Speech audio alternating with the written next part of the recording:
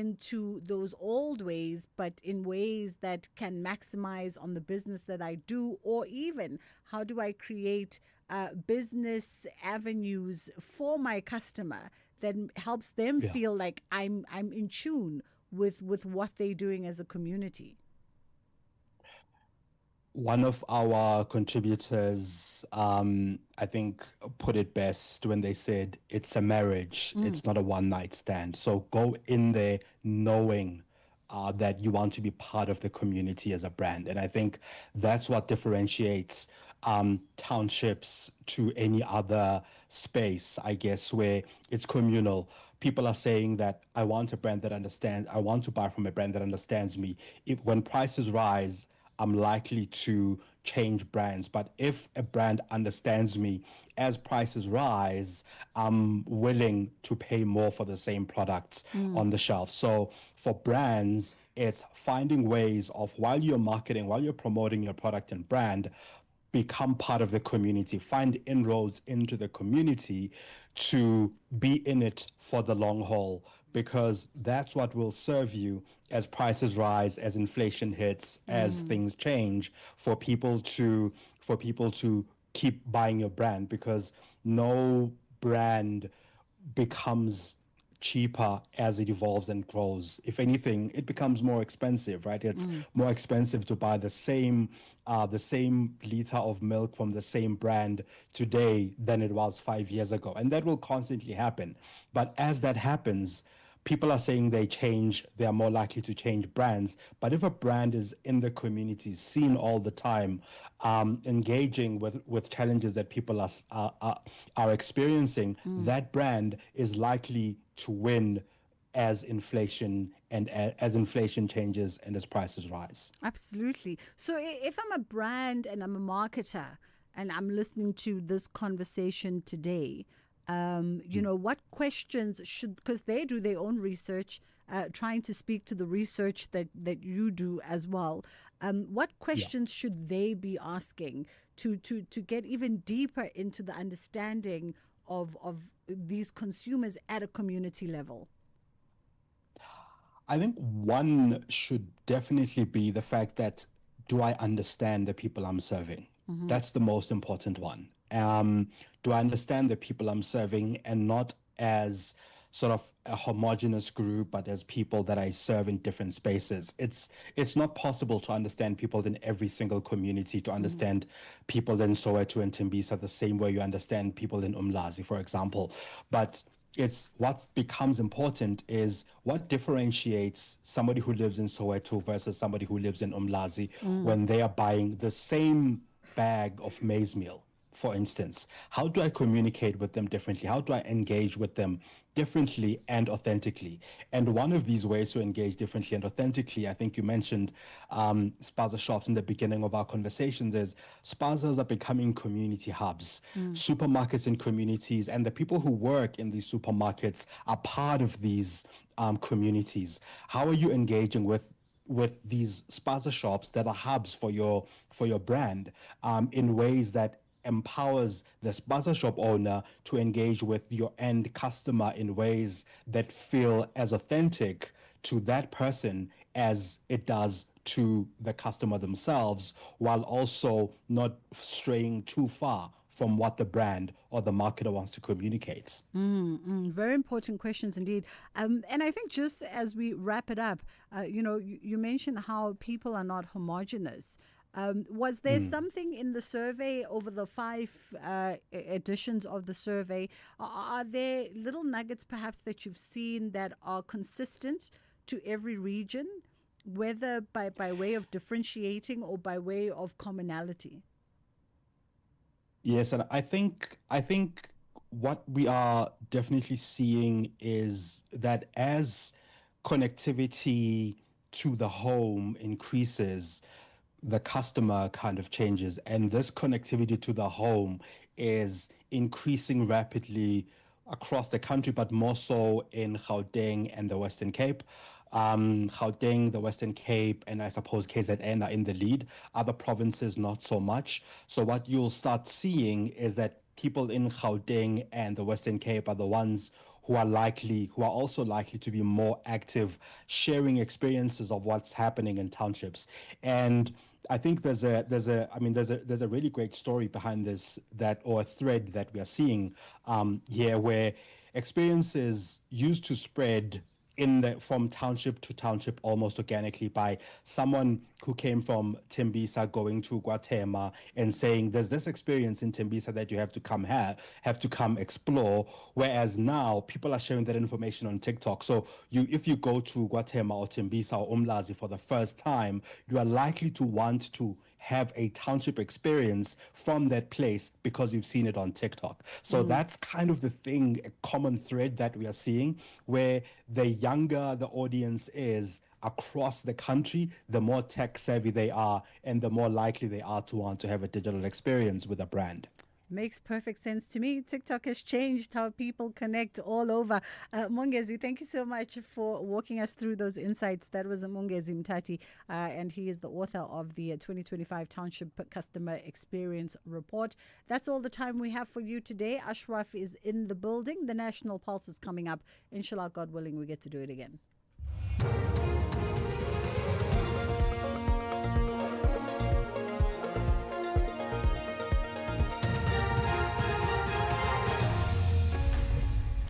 Thank you, Bridget, and the team on the top stories. Budget cuts impact the Gauteng Education Department, and tributes continue for Kenya's former Prime Minister.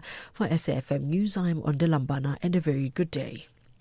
Gauteng Education MEC Madume Chelwane says the financial challenges in his department are due to the 12 billion rand budget cuts it suffered in the past 5 years. Chelwane was speaking at a joint media briefing by various Gauteng MECs in Johannesburg this morning. The MECs were giving updates and implementations of provincial government's key priorities. Chelwane says engagement are underway to address financial challenges. We're currently embarking on the process, of course. The PBC will come, but there's an engagement that is upcoming, the 10 by 10 between the Minister of Finance as well as the Minister of Education together with the Provincial Treasury and Education departments to find a way on how best to resolve the challenges that are facing the Department of Education across the province. Because if it's not addressed, the system will collapse. Meanwhile, Gauteng MEC for Health and Wellness Nomandungo Moralihogo says they're going to prioritize infrastructure maintenance in hospitals around the province. She says they will focus on quality refurbishments. To focus now on the issue of infrastructure for our hospitals, because people get discouraged when you get into a hospital and the refurbishments that are there are not the one that you need. So it's just the facelifting of the hospital that I want to do. Hence I was crying for the money for the infrastructure. Education Quality Assurance Body Umalusi has raised concerns over a shortage of marking staff. Over 1 million candidates are registered to write this year's National Senior Certificate and other end-of-year assessments. The exams officially begin next week, Tuesday. However, the council expressed confidence in the readiness of public and private assessment bodies to conduct the end-of-the-year assessments. Umalusi Senior Manager for Quality Assurance, Dr. Mary Antoinette Liwayo, briefed the media in Pretoria today. Umalusi has identified a shortage of markers in certain of the DBE subjects, namely history and paper 3 for home and first additional languages based on the reports submitted. Umalusi is satisfied that the DBE strategies in place, which include additional recruitment drives, early start of marking, and extending the duration of the marking period in the subject's consent, will ensure that these gaps are bridged by the time the marking of the script starts. President Cyril Ramaphosa has sent his message of condolences to the government and the people of Kenya following the passing of Prime Minister Raila Odinga. Odinga, who led Kenya from 2008 to 2013, has passed away at the age of 80 in India, where he was receiving medical treatment. Presidential spokesperson Vincent Magwenya. The nation of Kenya and our continent have lost a patriotic and a selfless leader whom President Ramaphosa knew and worked with as a friend and a brother. Raila Odinga was committed to the development of his own nation, as well as its prosperity and the silencing of the guns on our continent, as evidenced by his appointment by the African Union to advance peace in Côte d'Ivoire in 2010. SAFA President Denny Jordan has revealed that the administrative bungle which saw Bafana docked 3 points for fielding an ineligible Teboho Mokoena in the qualifier against Lesotho is a closed matter. There was an expectation that whoever was responsible would be held accountable. Sports Minister Gayton McKenzie also called for an investigation. Jordan says they will not dwell on the matter. The matter is closed. We are not interested in the matter. We are going to the World Cup, we've qualified, and that's where we go. We are not going to dwell on what is behind us is behind us. What is in front of us is the World Cup, it's the African Cup of Nations. We've spoken, the coach must have told you that we are focusing on now the next point, the African Cup of Nations in Morocco, and then the World Cup.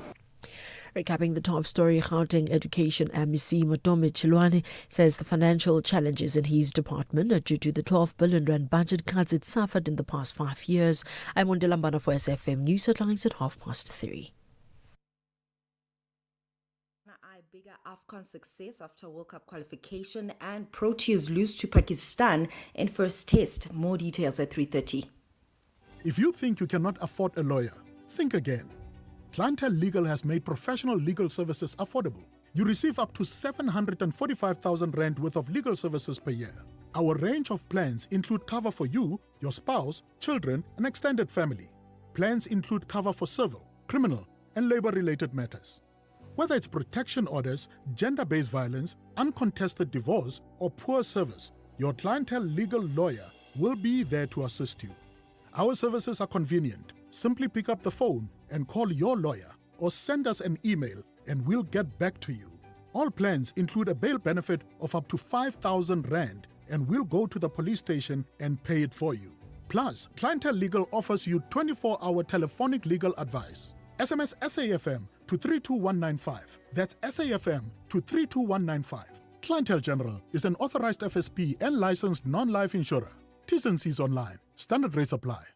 At Auto & General, we understand your business is built on more than just vehicles. It's your stock, tools and equipment, and the premises where you work. Auto & General Business Insurance is designed for businesses like yours, protecting your assets against fire, theft, storms, and other unexpected events. To protect your livelihood, visit autogen.co.za and get an obligation-free business insurance quote. Auto & General, never not there. Auto & General is a licensed non-life insurer and FSP. T's and C's online. Mr. Govender, congrats on the retirement. You just sold your car to We Buy Cars. Tell us about it. Yes, it just gathered dust in the garage, so I exchanged it for cold hard cash. Now my wife and I can enjoy a stress-free retirement. Retiring the car as you retire. Nice. So why We Buy Cars? It was so quick. They came over to our house to do the evaluation, and we sold it the same day. Tops, man. Okay, so now you got even more time on your hands, eh? Exactly. We Buy Cars. Geared for your next chapter. Geared for you. Right, you are connected to the National Pulse, right? But listen to this first. Majabang is building South Africa's next energy-led industrial future. So join us for the Majabang Investment Summit, the 16th and 17th of October. That makes it tomorrow, right? Tomorrow and Friday. That's in Velcom, where opportunity meets innovation. From gas and green energy to logistics, agro-processing and advanced manufacturing. Discover how you can invest in a special economic zone backed by major energy projects, solar power, and world-class infrastructure. Fast-track your investment, power your growth, be part of the future. And you can register now at the website majabang.co.za, powered by energy, driven by vision. The National Pulse with Ashraf Garda on SAFM. You're listening to the National Pulse, weekdays 3 to 6 p.m. Well, welcome to the National Pulse. Yesterday, this time, we were 3 hours or so away from Bafana playing against Rwanda. And at the same time, you had Nigeria playing host to Benin. And as I'd mentioned at that stage, it was a game of four halves. That means it did not only matter that we beat Rwanda. It also mattered what happened in the Nigeria game. And as it turned out, we won 3-0, Nigeria won 4-0. And what that meant is that South Africa finished top of the group and have now, from the depths of despair on Friday, South Africa then qualified for the 2026 World Cup. And in qualifying for the 2026 World Cup, I mean, there has to be a sense of euphoria because it shows you how difficult it is to qualify for the World Cup. I mean, I can think about, I think the Netherlands, for example, they were finalists in the 74 World Cup. They were finalists in the 1978 World Cup. And I'm almost certain the next two World Cups, they did not even qualify. So it's not something you can take for granted like cricket and rugby. It's just extremely difficult, right? And for South Africa, we know we qualified 98, 2002, did not qualify 2006, did not qualify 2010. We were there as automatic hosts. And since then, we have not played in a World Cup, in a FIFA World Cup. Can you quite believe it that a country that's hosted the FIFA World Cup went from the highs of winning the AFCON to qualifying for two successive World Cups and the despair of being knocked out of hosting our own World Cup at the first round and then not qualifying since then? And has been said so often, even by our coach, Hugo Broos, we effectively became the laughing stock of many countries on the African continent. So I can say this now, I am so thrilled as a football fan, as a South African, that, hey, we are in the World Cup. It's incredibly difficult to qualify. It's also difficult to even get to the next round. But to be part of this world of nations that will congregate together in the United States, in Canada, and in Mexico next year in the summer, for them, will be just the most magical thing. The big question is, how do we hold on to that? How do we learn from the examples of our cricket team and in particular from the examples of our rugby team so that we can truly be stronger together, that we don't botch it up with squabbles in the build-up to the World Cup and we make it happen and we give off the very, very best we can do. I'll leave that for you to think about because what I'd love you to do is comments now. Not so much about yesterday's game. That game's over. It's more about how do we get it right to be the best ambassadors for South Africa at World Cup 2026? What do we need to do to get it completely right so we don't just go on a visit, but we actually go there to participate, to compete, to be formidable at the World Cup 2026? We can do it. Morocco did it in the last World Cup. For Africa, we can do it. But how do we do it? It can't just happen because we say we want it to happen. It's not enough. In the meantime, it is time to reflect and enjoy it. And why can't we? Starting from the President of South Africa, Cyril Ramaphosa. Yo, inhliziyo yami icishe yama. Okay, there we are. You see, that euphoria does not happen every single day. And I watched some of those videos of the president, and thanks to Gayton McKenzie, the Minister of Sport, who had these, mobile phone video in the dressing room, and the president connected via in an airplane. In fact, they were able to communicate and talk and see how the players were dancing and chanting and completely celebrating. So yeah, that's one for the memory. Check that out. But what did the Minister of Sport say?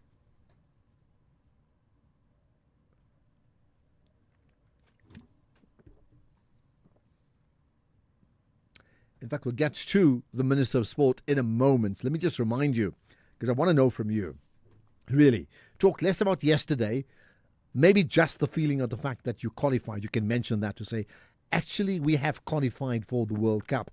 But moving forward very quickly, as we must do, what is it we can do to ensure that we are beyond just getting a business class seat to the World Cup? We must be able to compete. This is what the Minister of Sport, Gayton McKenzie, said. America too.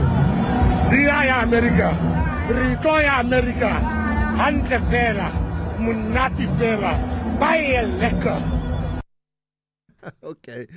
There is only one Gayton McKenzie. Ons gaan na America too. Baie lekker is what he says.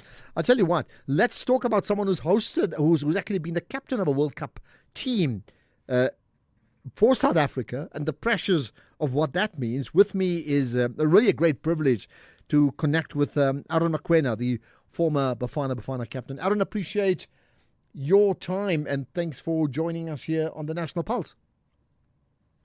And thank you for having me, Mr. Garda. It's a great privilege. If you're going to call me Mr., I'm going to have to call you Mr. McQueen. Let me just stick with Aaron and Ashraf. Listen, good to chat with you, and glad that we bumped into each other a few months ago. I enjoyed that chat too. But I mean, we can't not forget as we move forward that, one thing is just playing in the World Cup. The other is competing, right? And first of all, just from your side, you being a former captain of Bafana, but also captain of the 2010 World Cup team. So you didn't qualify for the World Cup, but you played in that World Cup. What you must have felt, in a way different to what I would feel as a supporter last night. No, absolutely, Ashraf. For me, actually, I always said, the fact that I have been in the pitch and I have captained the country. I played in 2 World Cups. I have played in, the Olympics with the under-23s. It's absolutely a great privilege. But yesterday it was about the boys. I've heard when you started, chatting, you said that the game is over. The game is not over. This thing actually, it's a milestone. It's a history that the boys have written for themselves, have written for the country. It's been absolutely a while for us, actually, as you said, qualifying for the World Cup. So yesterday, it's not actually only about Bafana, to be fair. I think really our football, it's been absolutely in an amazing stage at the moment. But remember, our Banyana have won the WAFCON. They have qualified for the World Cup. Coming back, our under-17 have qualified for the World Cup and have won the African Cup of Nations, and the COSAFA. Under-20 have qualified for the World Cup, have won the African Cup of Nations. So I think from the development point of view, there has been that progression.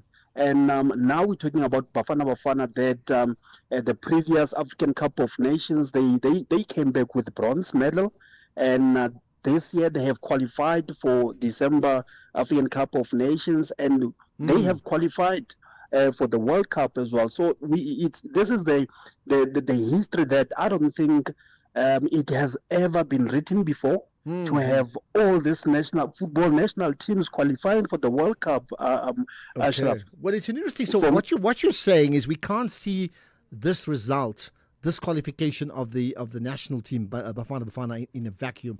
That means what has happened in the last few years, there's been a concerted effort across multiple football platforms that has ensured that our non-performing teams are becoming performing teams, right? No, absolutely, Ashraf. I think now it's about time for our people to talk about what I have said. I mean, I always said, for me, when I get in a platform, I always try to educate people. There has been a progression. We need to talk about it. I know that we lean too much on negative stuff, but I think our football in South Africa has been absolutely tremendous. I mean, going back to the youth again, I mean, we have your DDC that have created a platform for us as coaches to identify talent. We have your Gauteng Development League that have really created a platform for us actually to identify talent. You have so many tournaments, the Engine Tournament as well, which is really vast.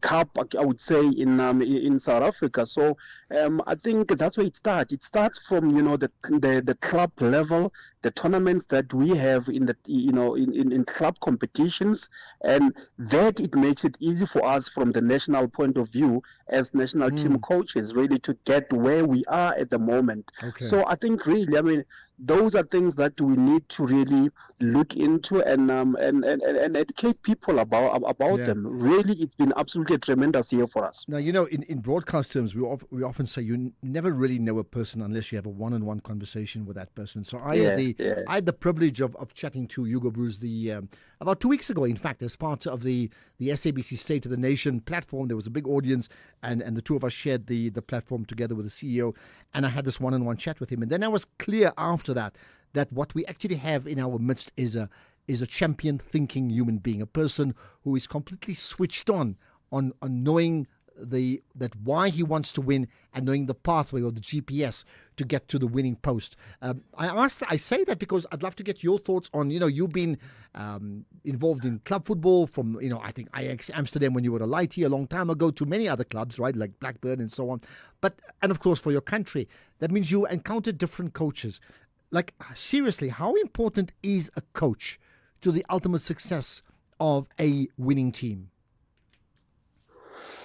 Look, Alfred, we always say in coaching language, or coaches' language, we always say we see the team from the coach. So in Hugo Broos' point of view, when you see Hugo Broos, you see his team. When you see his team, you see him.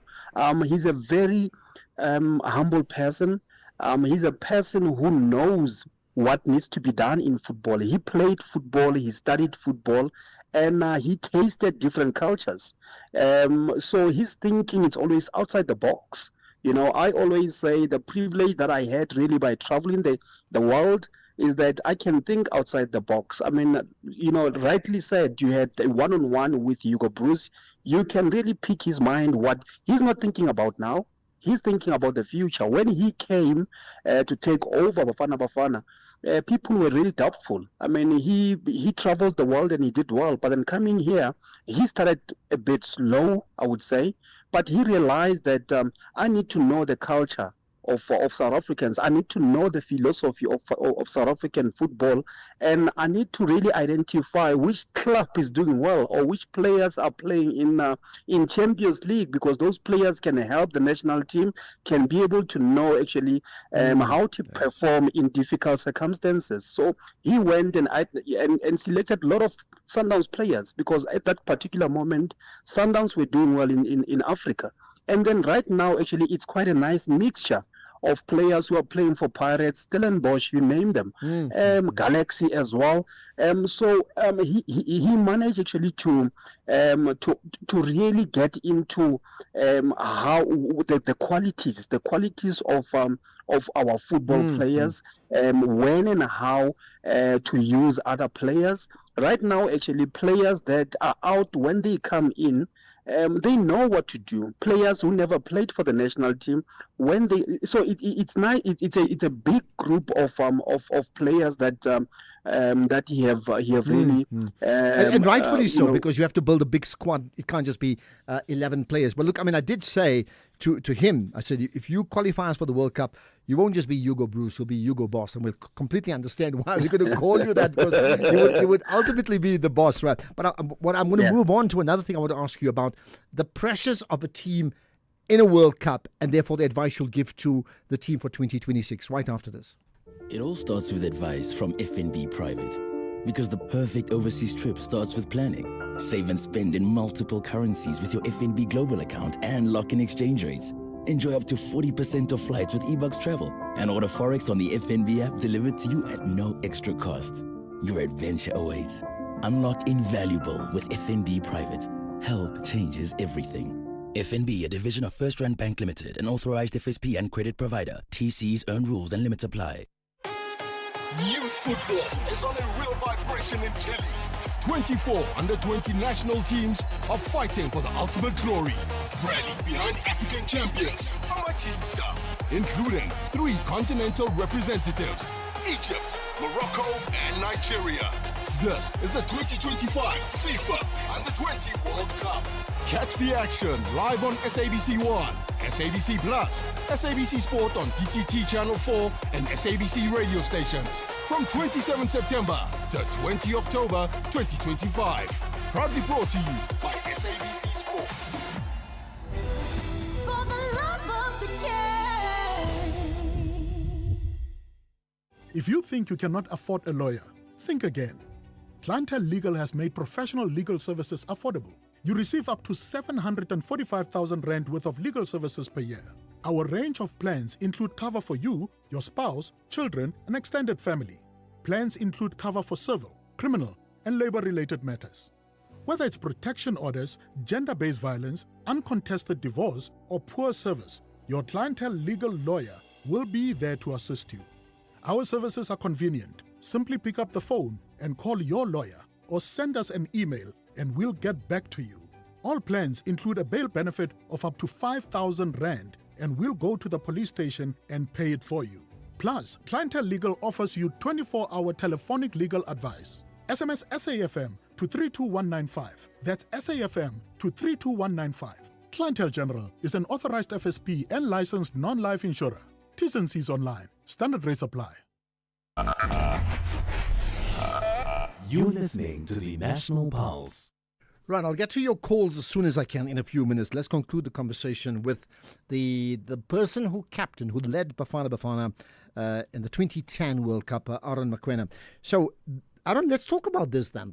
So what is it like? What's the pressure? Because, we just see teams go on the pitch like as if nothing happens. There are so many factors that come into play. What's the pressure like, playing and being part of a World Cup team, whether it's home or abroad, to being part of a World Cup squad in a tournament?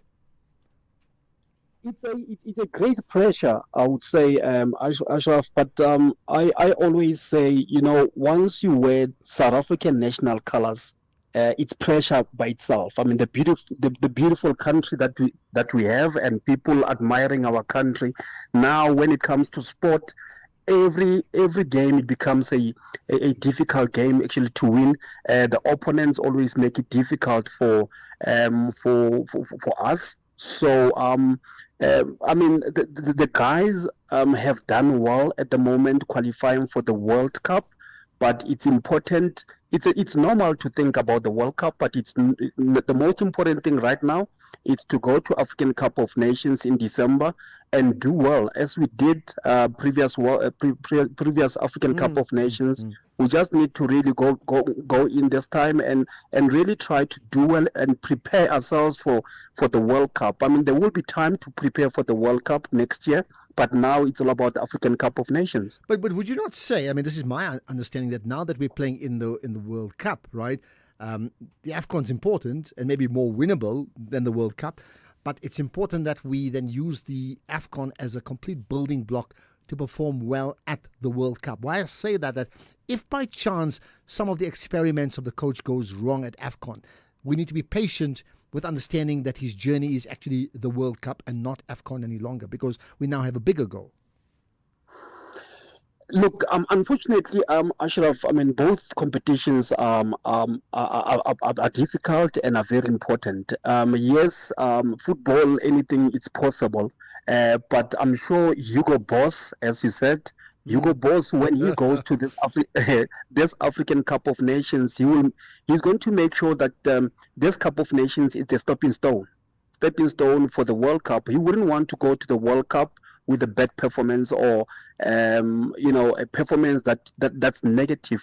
So he would want to motivate South Africans. He would want to motivate players, and it's all about the players, really. I mean, he's well aware, actually.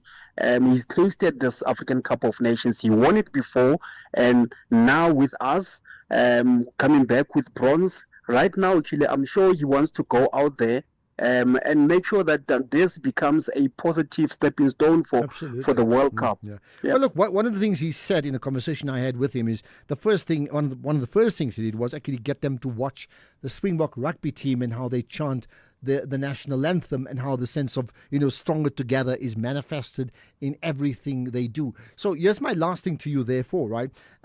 What advice would you give the players who will play for us at the World Cup when they're in camp, when they're in North America, USA, Canada, Mexico, when they're part of that structure? What advice would you give them to be able to be performing at the best of their abilities for themselves and for their country?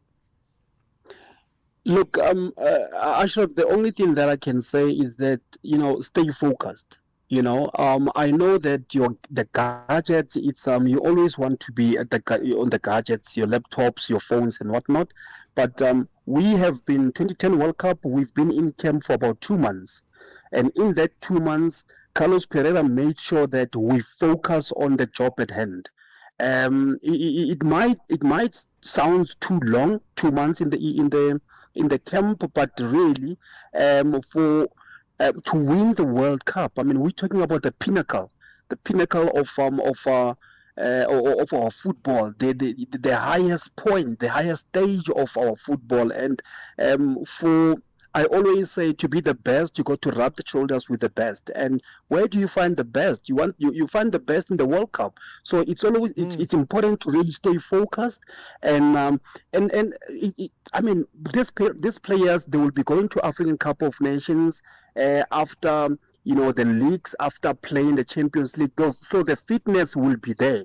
It won't be a lot about fitness, but it's all about now focusing on the job at hand. After obviously the history that they have wrote for themselves, they wouldn't want to go to the World Cup and add numbers. Absolutely. So for me, I think focusing is the most important thing. I mean, ticking all the boxes, making sure that they have rested well, they have focused well. That really, the philosophy is there. The philosophy is there. They know what the coach wants. Each and every player, there's a depth of players. So for me, focusing, it's so important, and it's a very, very difficult thing to do. Ashraf, trust me. Once you hit the camp, the little time that you have, to switch off, you want to switch off. But being at the camp, you got to understand that you're at the camp for 3-4 days, and the game plays.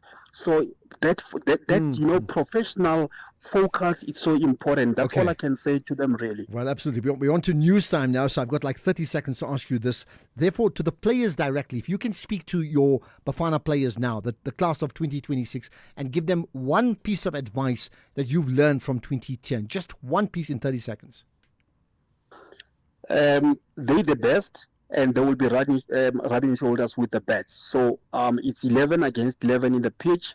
They have wrote, the history for themselves. So it is possible. They got to believe that it is possible. And that's where I'd like to pass on that message as well. Appreciate your time, Aaron Mokoena. Hopefully we'll have much more chats in the build-up to AFCON and the World Cup 2026 down the line here on the show, The National Pulse. Really thank you for giving off your time on this rather historic day after yesterday's historic day. Let's get the news headlines. Here's Ondela. Thank you, Ashraf. On the news headlines, officials from the South African Police Service were sent packing by the Police Portfolio Committee today. This afternoon, the Police Minister, Feroz Kachalia, nor National Police Commissioner Fani Masemula arrived at Parliament for the scheduled meeting. Gauteng Education MEC Madobe Chilwane says the financial challenges in his department are due to the 12 billion rand budget cuts it suffered in the past 5 years. And people in Gaza are reported to be stockpiling food as prices surge amid growing concern that the ceasefire may not hold. A full update follows at the top of the hour.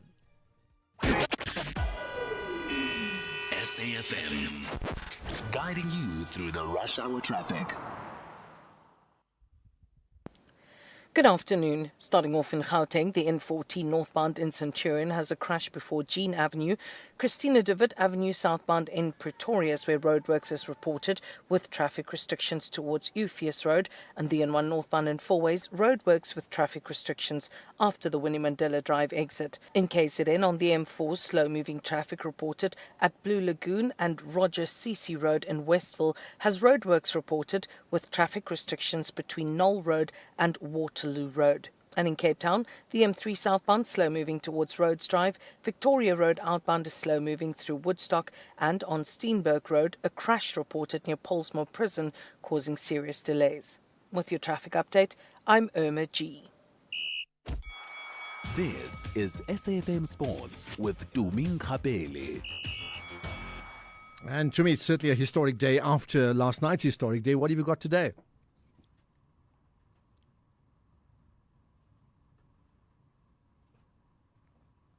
Okay, in fact, we will attempt to connect or reconnect with Tumi. He's doing an outside broadcast today, so away from actual studios. We'll try and connect with her as soon as we can. Let me just remind you, well, what about this? I mean, I thought it was an interesting conversation with Aaron Mokoena. Lots to learn. I mean, he's done a lot, and yet I think what comes to mind with the two World Cups, 2022 it was the Jomo Sono World Cup, but 98 we had Clive Barker, who actually qualified us to the World Cup. Then they had a minor tournament being played somewhere in the Middle East, a rather, 4-team tournament. They didn't do well, and it was literally fired on the way back home. And you wonder, because then they bombed out of the 98 World Cup. And then come 2010, we also had the, the Pereira, Santana, Pereira chop and change, which I don't think could have helped the team at all at that time. So there must be some important lessons we learn from all of that to get it right this time. I do think we have Tumi on the line with the sport. Tumi, go for it. Yep. Well, a very good afternoon to you, Ashraf, and our listeners. Bafana head coach Hugo Broos says that he wants his team to go one better at the Africa Cup of Nations in Morocco this December. This is after guiding South Africa to qualification for next year's FIFA World Cup in the USA, Canada, and Mexico.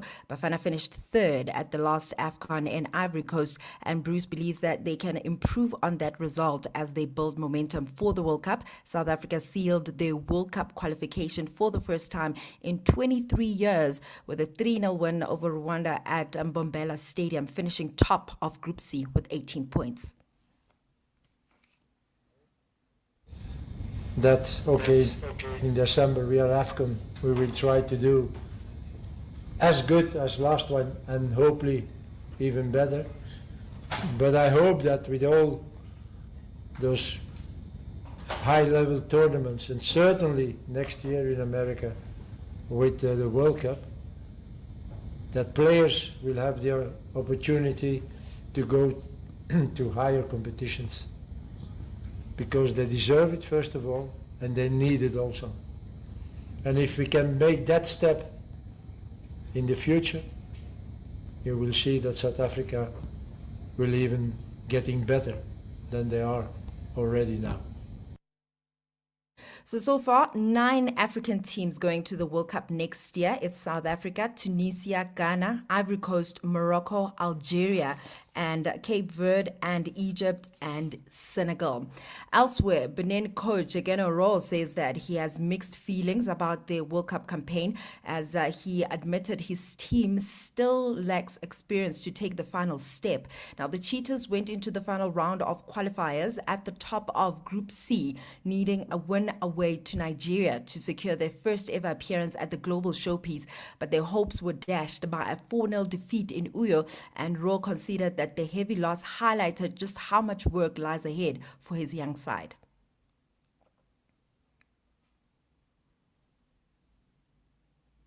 The lesson is that if you have to come to Nigeria to win, to go to World Cup, that is, for the moment, the level is too high for us. The last step to win here was too big for us. So we are not able, with our team, we must be realistic, that you come here and we will win if Nigeria has a chance to go to the playoff like today. It is very difficult. And so you have so many players, high level, strikers, and today I saw also the defense, the goalkeeper made a good match. Before they had some problems. They are in progress. So the lessons are, we tried, but we could not do it. But until the last moment, we could hope. Well, then moving on to cricket, Pakistan beat South Africa by 93 runs on day 4 of the first test to take a 1-0 lead in the 2-match series. The Proteas were bowled out for 183 on day 4, with Pakistan spinner Noman Ali bagging 4 for 79, while Seema Shaneen Shah Afridi taking 4 for 33.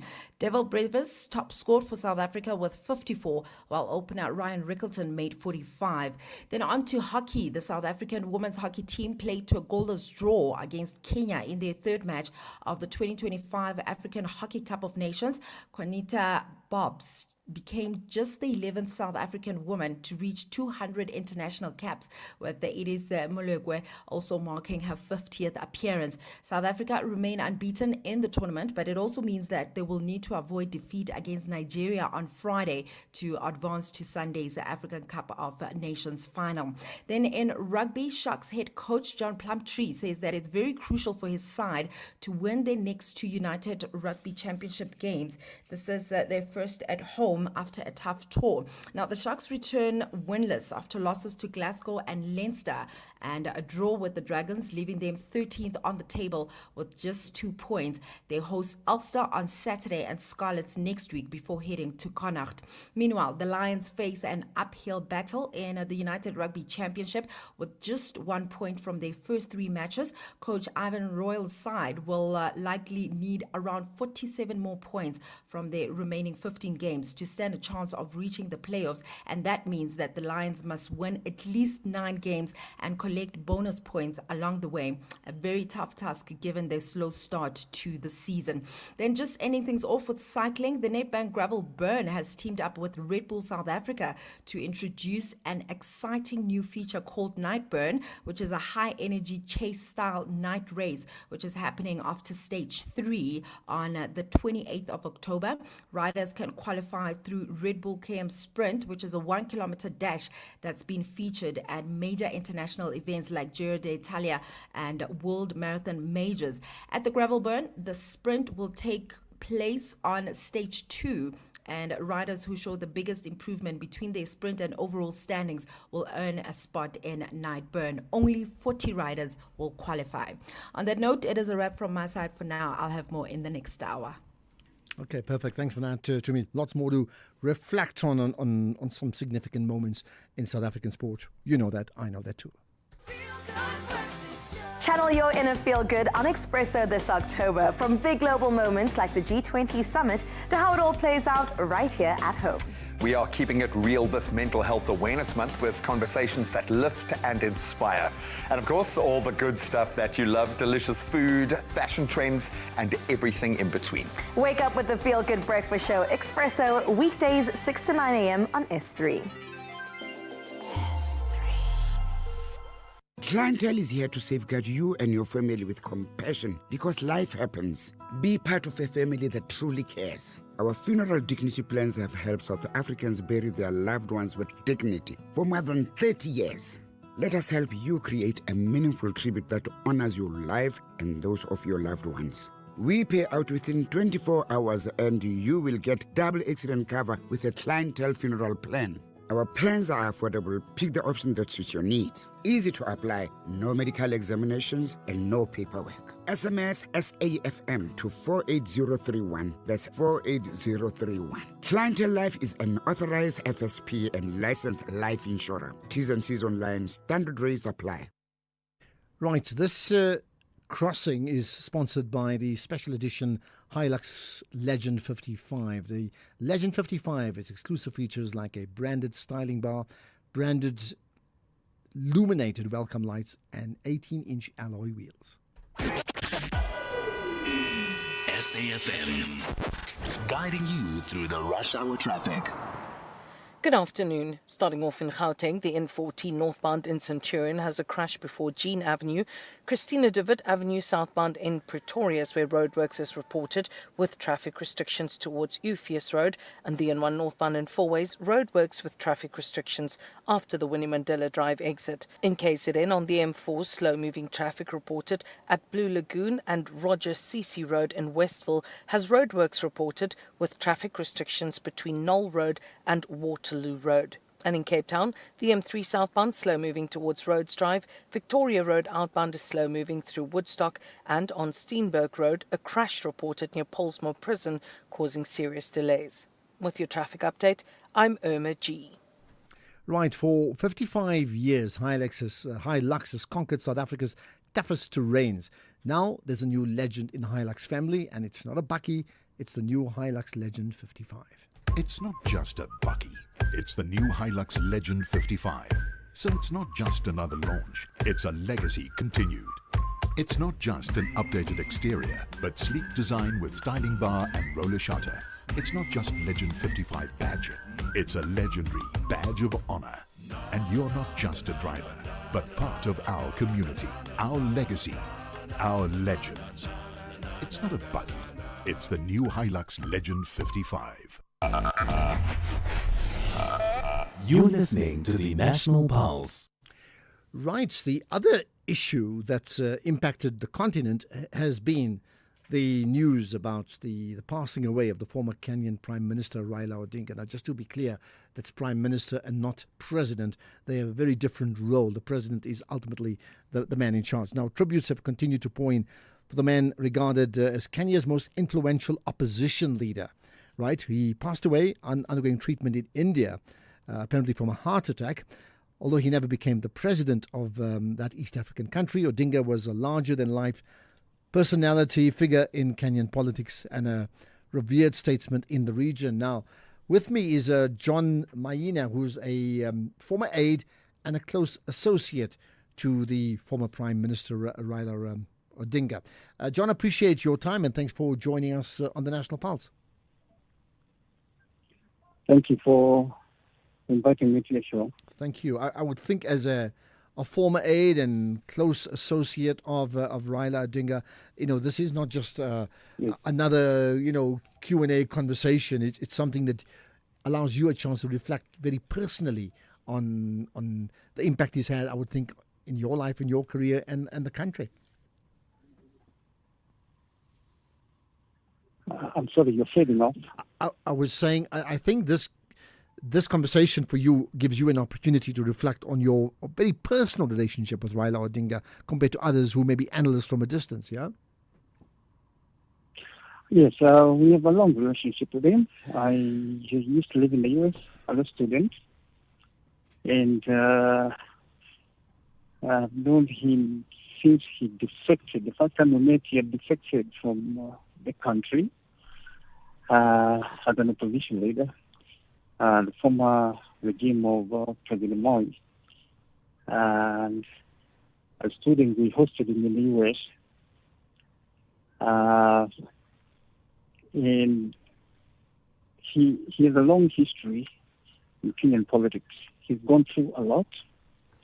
He's been imprisoned by President Moi, the late President Moi, for 9 years. And he's gone through a lot. As the opposition leader in Kenya during the one-party state, he was always being harassed by the government of President Moi. He defects or he jailed, or his family was always harassed. So he's really all the freedom and civil rights we have in Kenya were attained because of him. Of course, he was incarcerated many times, fighting for the rights of Kenyans and the democracy that we enjoy today. It's unfortunate he never became our president, because that was our wish as Kenyans. But every successive election, he was never treated fairly. Even though he won in several elections, but he never became our president, unfortunately. Why do you think, when we say he never became your president, why do you think that was the case? Like, what prevented him ultimately, considering he's been such a widely respected and known figure in the country? Well, as I said, elections were very unfair for him because he was rigged in several elections from 2007 onwards. Every successful election, because he was very straightforward, was relying so much on the transparency in Kenyan elections. But as you know, Kenyan elections are never free and fair. So he was always on the short end of the stick. Even though majority of people, like in 2007, he had the majority members of parliament, the majority civic leaders, the majority local representation in parliament, and yet they still claim they didn't win the election. You can't have majority members of parliament and then lose the election. So the elections have always been very unfair for him because he was straightforward. He never thought of doing anything crooked in the election, but his opponent always took advantage of that. How within the there's government, as you've just mentioned. There's also the people. How have the people viewed Raila Odinga over the years, and what has been the reaction to his passing? Because often that tells you a lot about what people think about him too. Well, the people have always been with him. As you can see, even when the elections are rigged, the people always remain with him, and they fight. There's always a post-election chaos because the people go to the streets when he's unfairly treated in those elections. And in the sitting government always accommodates him to level up with the chaos that occur after the elections. You have to remember, he didn't have support only in Kenya, but in Africa as well. He was a Pan-Africanist, and in last year he even went for the African Union election, the chairman. And he lost that. And he lost that too, right? He lost that too. Yeah. Well, again, they claim he lost it, but there were a lot of other forces involved in that election. As you know, there's a lot of interferences in African elections. There's a lot of outside influences, and from what we gathered, the powers that be wanted the Francophone to hold that chairmanship for selfish reasons, for their own selfish reasons. If he was the chair of AU today, you'd be hearing him in the news every other day. Whether it's in Zaire, in Congo when there are skirmishes, you'll see him in Sudan where there are skirmishes, and every other place. But so far, as you know, people don't even know who won that election. Don't even know the new AU chair of the committee. So it just shows you what Africans wanted didn't get what they wanted. Okay. And that's where you see. Yeah. Just before we wrap up, I mean, can you just give me, and we just got 15 seconds, just one word that for you best describes his personality? Just one word. To describe what? Say one more time. One word that describes Raila Odinga's personality. Oh, he was charismatic leader, Pan-Africanist, very knowledgeable on matters that affect Africa as a continent. Okay. And that's why he used to be the AU chair of infrastructure, if you can remember. Okay. And that's where we're going to have to leave it at that. All of us. We're going to have to leave it at that. John Maina, much appreciate your time. Thank you. Gordon Ramsay is back, and your favorite kitchen disasters are still somehow in business. New season, same confused chefs, terrifying walk-ins, and enough grease to fry your Wi-Fi. Watch as Gordon tries to fix the unfixable with nothing but sheer rage, British sarcasm, and an iron stomach.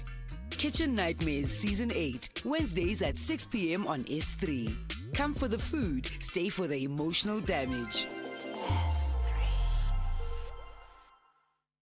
If you think you cannot afford a lawyer, think again.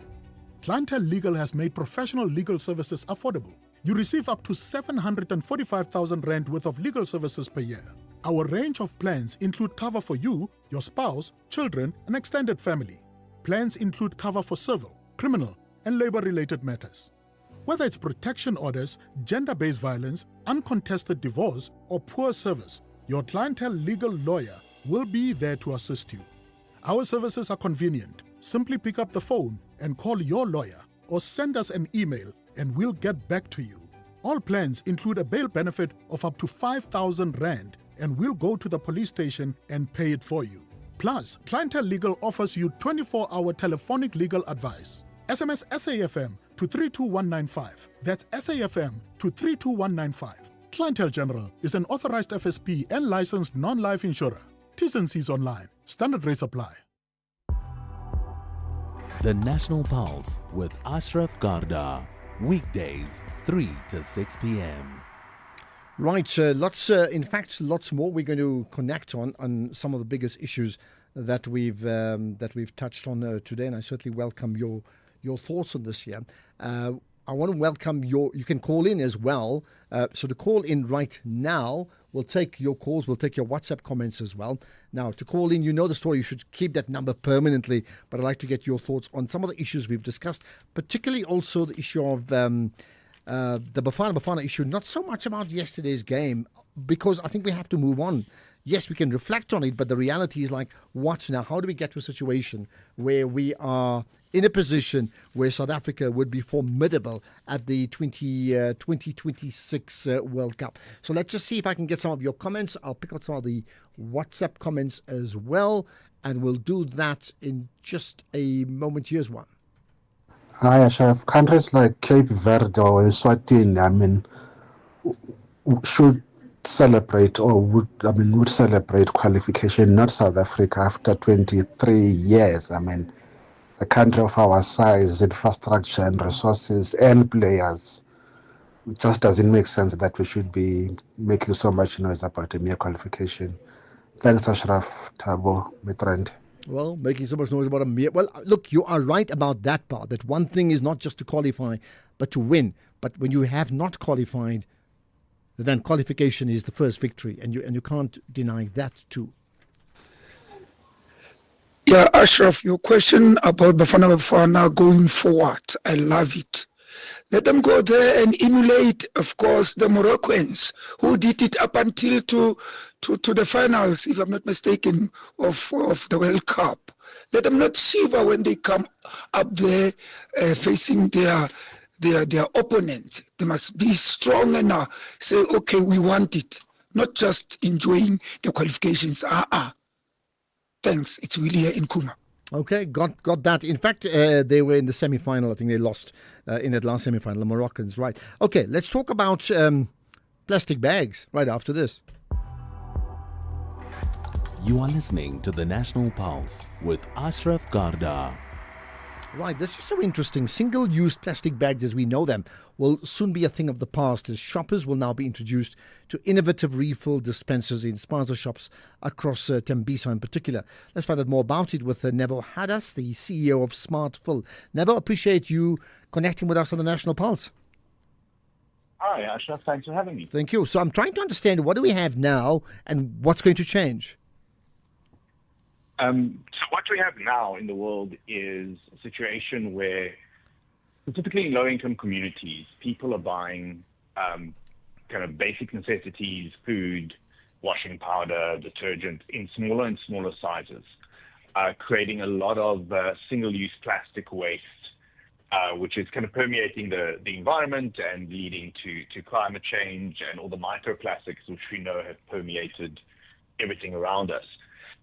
So I think the latest stat I saw was in 2023, there were about 45 billion single-use packets created in South Africa alone. And most of these have no recycling value. There's tiny little pieces of plastic, and they just get wasted. And what we're trying to do is reverse that through a smart dispensing unit that it almost works like an ATM for consumers. So instead of having to buy 500 grams of rice, a consumer can walk up to the machine.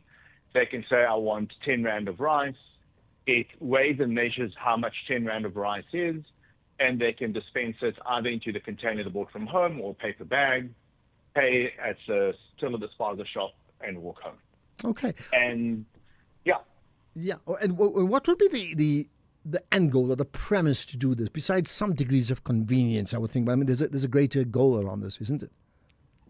Yes, definitely. No, our goal is firstly to make food a lot more affordable, so basic services a lot more affordable food, like, kind of cleaning products, etc., a lot more affordable than they are today.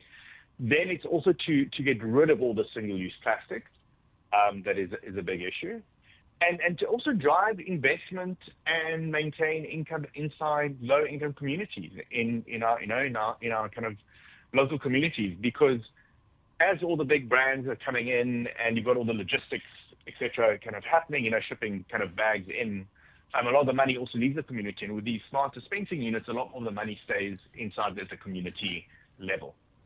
I see that it's being, well, do I say trialed? You can help me, in Tembisa. So is it being trialed, or is that the beginning of a nationwide rollout? It's kind of a larger pilot. So it's been trialed for a while. We've been trialing it in different places since about 2019. The technology has had a lot of R&D go into it. So we've trialed it in Tembisa, originally large retailers, in quite a few spaza shops. We've rolled it out in Kenya. We've done Bangladesh. So what we're doing right now is a large pilot. So it's not a trial anymore, I guess. And the idea is that we'll firstly focus on really getting a density of these dispensing units in Tembisa, and then roll it out nationally from there. And actually internationally is our larger aim. Okay, good. And when can we expect day one? So day one's already started. We kind of started a while ago. We're now seeing that, we're now kind of at about 5 spazas in Tembisa. We'll soon be at 8.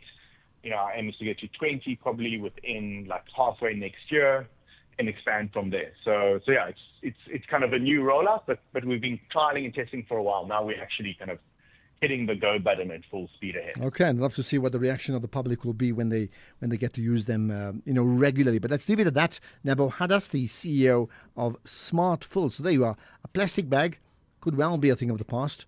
It's an innovation, a dispenser where you buy your, let's call it your mini meal, and it gets put into a different type of bag, maybe your very own bag. Are you going to go for that? Let's get the news. It's 4 o'clock. Here's Ondela.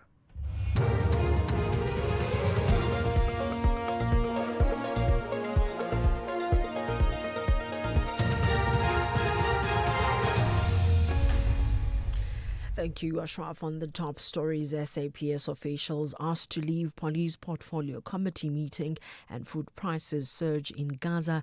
For SFM News, I'm Ondela Mbana, and a very good afternoon. Officials from the South African Police Service were sent packing by the Police Portfolio Committee today. This after neither Police Minister Feroz Kachalia nor National Police Commissioner Fani Masemula arrived at Parliament for the scheduled meeting. The meeting was set down with the Auditor General to brief MPs on the SAPS's annual report. Police unions were also invited. The committee said it could not continue because of Kachalia and Masemula's absence. Committee chairperson Ian Cameron says this has gone on for too long. But one thing that this committee agrees on, that we're not going to be accused of not doing our job. And we were accused of that several times over the last few weeks. And a significant misinterpretation, misperception about us was created about what happened on the 5th of March. So that will not happen again in the future. I will not sit here and be disregarded as a committee by the Minister or the National Commissioner for that matter. Education quality watchdog Umalusi CEO Dr. Mafura Kumezi says the council will no longer oversee the quality assurance of the National Certificate vocational exams nor issue certificates to successful candidates. However, Umalusi will continue to assure quality for level 4 qualifications. The council says public and private assessment bodies, including the Department of Basic and Higher Education, the Independent Examinations Board and South African Comprehensive Assessment Institute, are all ready to administer the National Senior Certificate and other qualifications. Ramkumedzi made the announcement during a media briefing in Pretoria. The assessment body must ensure the implementation of 3 levels of moderation for SBA, moderation at school level, cluster level, and moderation at assessment body level. 3 levels, I said. We urge the Department of Basic Education to speedily finalize the guidelines so that as a system, we are able to establish the national requirements for the registration of online schools by provincial education departments and to indicate the requirements to be met for online schools to be accredited by Umalusi, amongst others. Gauteng Education MEC Madume Chelwane says the financial challenges in his department are due to the 12 billion rand budget cuts it suffered in the past 5 years. Chelwane was speaking at a joint media briefing by various Gauteng MECs in Johannesburg this morning. The MECs were giving updates and implementations of provincial government's key priorities. Chelwane says engagements are underway to address financial challenges. We're currently embarking on the process, of course. The PBC will come, but there's a engagement that is upcoming, the 10 by 10 between the Minister of Finance as well as the Minister of Education together with the provincial treasury and education departments to find a way on how best to resolve the challenges that are facing the Department of Education across the province. Because if it's not addressed, the system will collapse.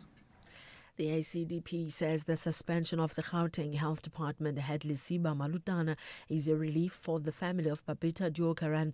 It says it is also a clear indication that the decision to expose widespread corruption will not be in vain. Deokaran was killed in August 2021 after raising the alarm about tender irregularities and corruption at the Tembisa Hospital. ACDP member of the provincial legislature, Bishop Keith Adams, says those implicated in corruption must be prosecuted. This bold move, in my view, forms part of the provincial government's renewed commitment to accountability and ethical leadership. I'm equally happy that publicly the Gauteng provincial government reaffirms its full support for the work of the SIU and other law enforcement agencies. As a government in the province and legislature, we must remain steadfast in our commitment to root out maladministration, and we must uphold the highest standards of accountability. Lastly, suspension, in my view, is not enough. Retrieving money is not enough. People just resigning and leaving without proper consequence management is not enough. There must be prosecutions and jail time. People in Gaza are reported to be stockpiling food as prices surge amid growing concern that the ceasefire may not hold. A trader in the main market in Khan Yunis told the BBC that everyone is afraid that the flow of aid will stop. Israeli officials say the main Rafah crossing won't be open to aid today. Israel has warned it will reduce aid if Hamas doesn't hand over the remaining dead hostages. The BBC's Rushdie Abulov says on the ground there's still extensive deprivation.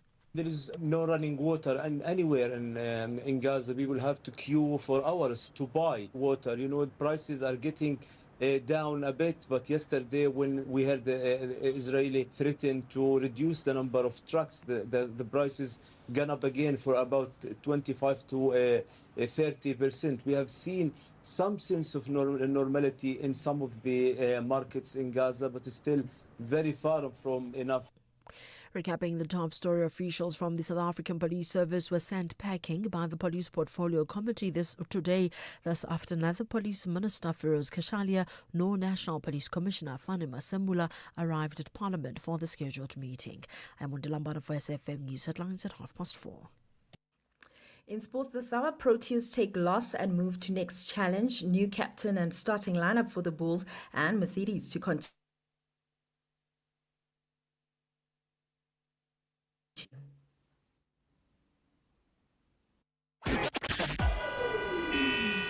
SAFM, guiding you through the rush hour traffic. Good afternoon. Starting off in Gauteng, the N3 southbound in Bedfordvier's roadworks reported the right lane has been closed off near Van Buren Road, and traffic lights aren't working at the intersection of Marlborough Drive and Northway. In KZN, a power outage reported in the Pietermaritzburg region, so traffic lights are not working at multiple junctions in the Mountain Rise area, so you're asked to expect delays. In Cape Town, the N1 outbound is slow moving on Platcliffe Hill and Victoria Road outbound, slow moving through Woodstock. With your traffic update, I'm Irma G. You could spend 10 minutes waiting for that video to download.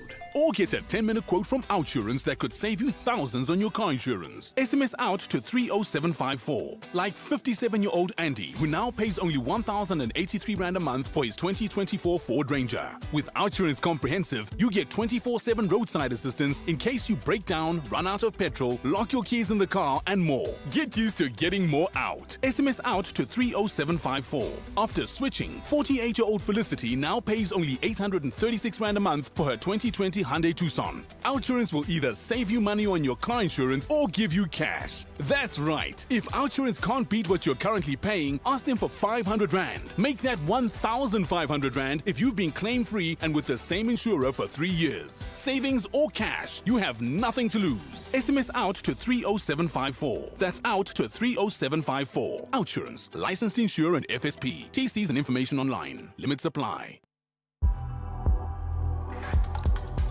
The National Pulse with Ashraf Garda on SAFM. You're listening to the National Pulse, weekdays 3 to 6 p.m. Right, let's touch on the Senzo Meyiwa trial. But I'll tell you now, just feel free to give comment on the issues we've discussed. The issue of Raila Odinga, the issue of the plastic bags, and then Bafana in terms of what needs to happen to ensure they have a very successful 2026 World Cup. But also, whatever else you want to get off your chest, you know where to get connected with us, right? So let's talk about the Senzo Meyiwa trial. There was certainly a day of high drama relating to one of the accused. Let's find out what actually happened with Pearl Magubane, the SABC News reporter who's been covering that story. Pearl, as always, thanks for connecting with us on the National Pulse. Good afternoon, Ashraf, and good afternoon to the listeners. Right, tell me about this day of high drama.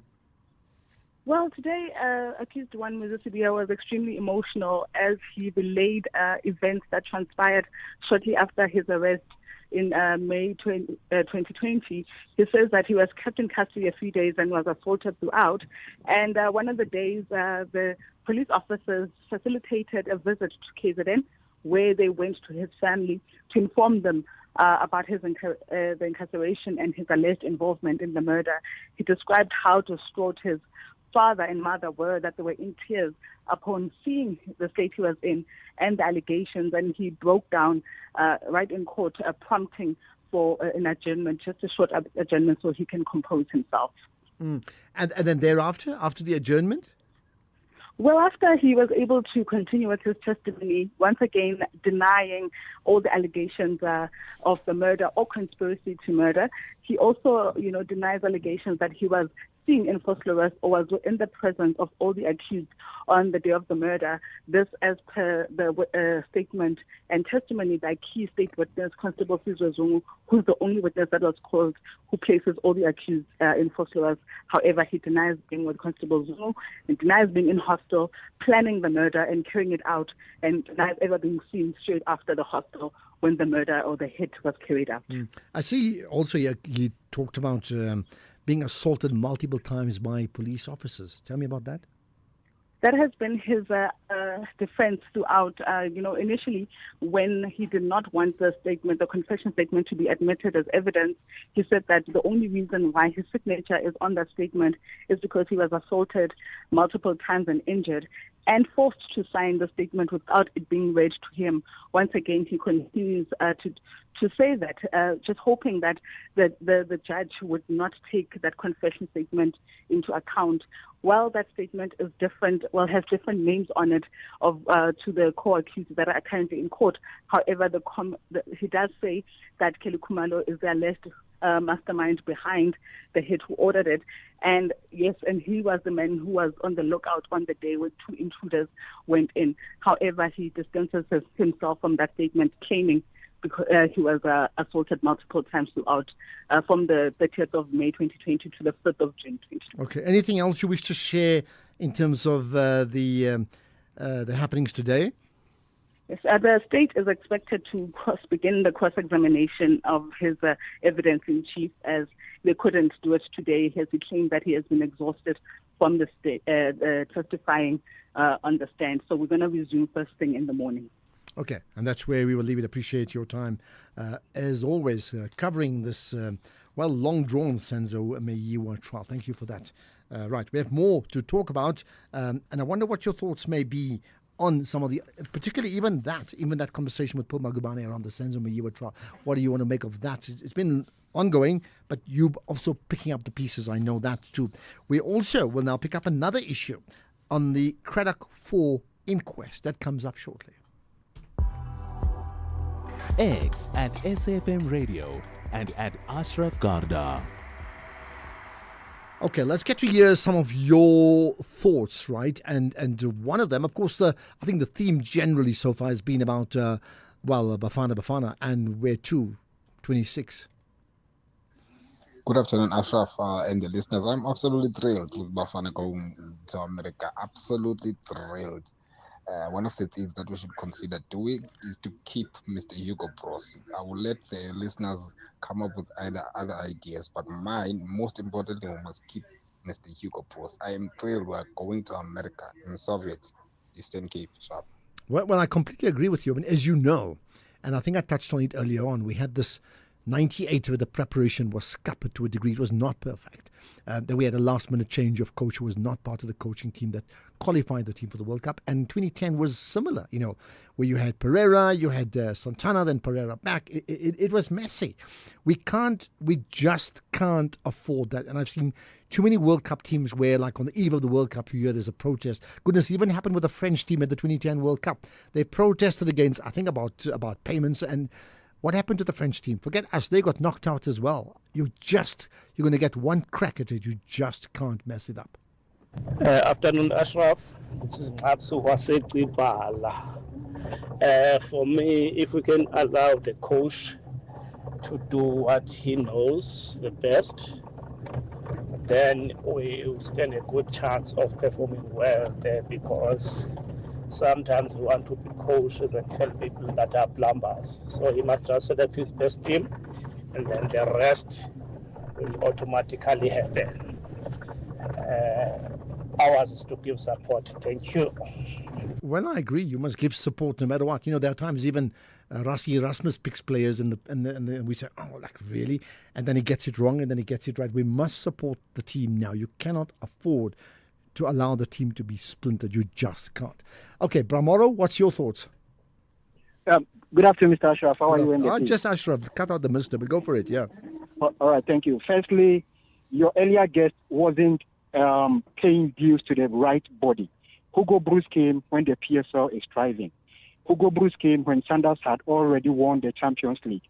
Hugo Broos came when Mamelodi Sundowns has the best setup, lineup. That is why Hugo Broos has never struggled. In my record or in my physical assessment of previous coaches who have managed Bafana, the struggle is calling the players into the national team. Remember, there was a time that even Orlando Pirates Kaizer Chiefs class were unable to they didn't want to release their players to the national team. Hugo Broos hasn't faced this scenario. Shakes Mashaba, all the previous coaches did experience this. So if today Hugo Broos has managed to qualify the nation to the tournament, we shouldn't discredit the South African coaches who paved the way, who has made the PSL more attractive. My home country, Ghana, our league is probably the poorest in the continent. We cannot even parade a national team that has at least 5% of our local players in the lineup. We are only calling Ghanaians based outside, which to me doesn't make sense because you are not projecting the soccer made in Ghana. Look at the PSL, look at Bafana lineup yesterday. When you are watching, even if you are an investor in Europe, you feel like automatically coming down to sponsor the PSL. You feel like coming to organize a tournament with any PSL club. Unlike other African countries, even check Nigeria lineup. Nigeria cannot boost off even 5% local players in their lineup. Let's check the amount that these countries are wasting to transport their players back home. Okay, so please, let's applaud the PSL and then the previous coaches of Bafana. All right, I think point well made. Look, I think Aaron McQuena, who we spoke to, was the former Bafana captain. He actually spoke about many structures. Yes, he didn't touch on the PSL, but he did touch on Sundowns, which in fact is the PSL because they're the league champions. He did touch on that he had the successful Sundowns team to pick from. So, in fact, therein lies the answer. Points taken. Sir Prince in Zanin, hi. Sir Prince, hello. How are you? I'm very good indeed, right? What's your point? Man, let me speak about Bafana. Ashraf, all I can say is that we had a coach that was very strict. He put his feet on the ground. He was very arrogant. He called a bad player a bad player. People were people were starting to criticize him that, he can't speak bad about other teams. If the team is not performing, Ashraf. Even if you don't say it, but it's a fact. So the man didn't care about people's nerves and feelings, emotions. He was just saying as it is. And, as a result, the boys were motivated and they did their job. And he didn't do the national team based on names and all those. He was concentrating on discipline and how they are consistent with their teams. If you are not playing on your team, doesn't matter how big is your name, you are not playing. Okay, point So made. I think those are the basics that got us here. Thank you. In fact, he said in a conversation I had with him as part of that, the SABC State of the Nation, State of the SABC platform that we did 2 weeks ago, was the first thing he did. He made it very clear he is not going to pick from just 3 teams. He will pick who's best, and you know which teams we're talking about. He's going to pick what's best for the country, and he's going to ensure that the net is broadened to all the teams that are in the country, of course, in the professional level. So, and I think he's done that. Siv in Gqeberha, hello. Hi, Ashraf. Thanks for taking my call. Thank you. Go for it. Sive, go for it. Yes, Sive. Yeah, I want to give credit to Helman Mkhalele. And I think sometimes we don't give too much credit to assistant coaches. I think the legacy of Helman Mkhalele as the 1995 winner of the Pirates AFCON First Club, secondly with the 1996 AFCON with the Dr. Khumalo generation, has also played a big role that this young generation gets to be inspired by him. I think in the words, in the things that we do, we don't give too much credit to those who play assistants. Like, for example, Mikel Arteta has played a very big role in the life of Pep Guardiola. Look what Mikel Arteta now is doing in Arsenal outside Pep Guardiola. So I wish Helman Mkhalele the best of the future, and hopefully that SAFA will one day give credit to him and afford him the role and of becoming Bafana Bafana from the knowledge he has learned from Hugo Broos and others. Well, Sive, you've made your point. Let me just touch on this now. I have to. I can't apologize for reflecting on the conversation I had with Hugo Broos 2 weeks ago, because it was a fabulous 35-minute conversation we had, right? And to your point, Sive, he said that. He said, I can tell you now, the number one person that has been by my side in our success, and I cannot do without him, is Helman Mkhalele. He said this 2 weeks ago. So you'll be very glad. He said it on a broad platform, and it's in my mind, and you've just brought it up again. He said he's clearly a key role player in terms of what he's doing. Right, we're going to move on to other issues, and I'll take more calls from you as soon as we can. So keep them coming. The SABC News Portal is your one-stop digital platform for all the news you need. Stay connected with the latest and breaking stories. Listen to all SABC radio stations live, including podcasts, and also watch the SABC News channel with clips and live streams of all the big news events. Simply download the SABC News app on your smartphone from the Play or App Store. SABC News, independent and impartial. With the ever-changing financial landscape, it can be difficult to make sense of all the moves at times. Join me, Jimmy Moyaha, on the SAFM Market Update with MoneyWeb, Mondays to Thursdays, 6 to 7 p.m, as we break down the key market trends, top financial stories, and smart investment insights, all in one place. It's everything you need to stay financially informed and ahead of the curve. The National Pulse with Ashraf Garda. Weekdays, 3 to 6 p.m. Right now, we've been having inquiries and inquests of sorts. Well, the Cradock 4 inquest continued today at the Eastern Cape High Court in Gqeberha. The reopened inquest was set up to establish if Apartheid Security Branch Police or any other persons can be held liable for the deaths of some anti-apartheid activists. So that's really the key. Can the inquest confirm or prove if Apartheid Security Branch Police can be connected to in this case, the killings of anti-apartheid activists? So let's get up to date on what happened today with Ntombo Zuko Balintulo, the SABC News reporter in the Eastern Cape region. Thank you for connecting with us, as always, on the National Pulse. Hello. Hi, thank you so much for having me. Thank you. Right, so what happened today? Today we had one of the investigating officer, Mbuleli Dweba, who took the stand. It's Colonel Mpipheleli Dweba, excuse me, and he took to the stand and was cross-examined by the lawyers that are representing the families of the slain activists. Dweba testified to the difficulty of assembling the docket due to the unavailability of persons of interest. So just a backstory, Colonel Mpipheleli Dweba took over the investigation in 2021. In April 2021, he received documents or files from the head office in Pretoria, and he also indicated in court today that when he received those files, those were not the original documents, it was copies. So he was trying to restructure the documents that were available to him, and he was trying to talk to the people that, persons of interest actually. And when he was being cross-examined in court, he said that most of these people that he was trying to talk to, some of them have passed away, and some of them actually refused to give statements.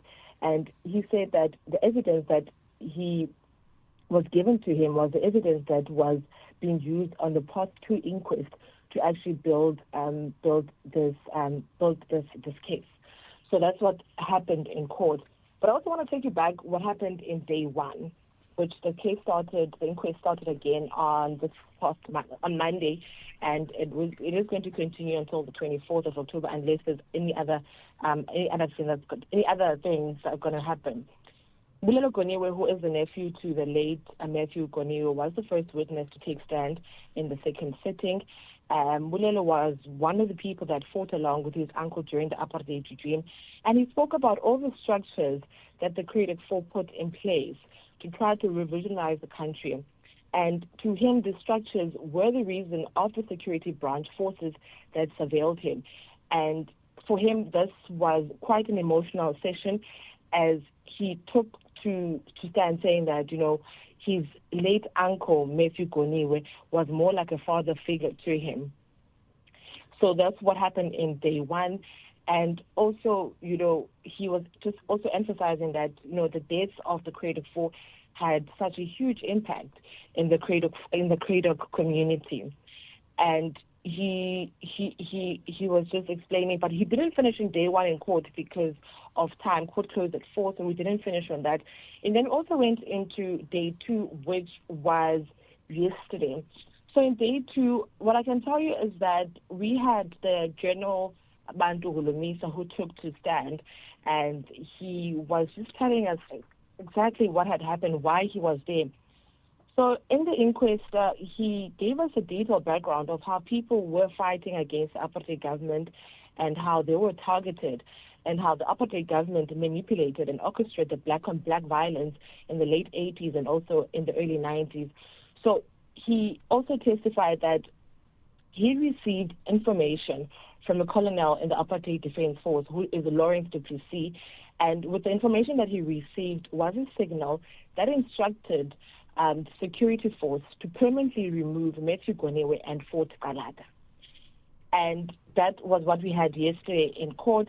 But also in terms of the events that happened in court, we were expecting Eugene de Kock to actually testify today, which is day 3, but that did not happen.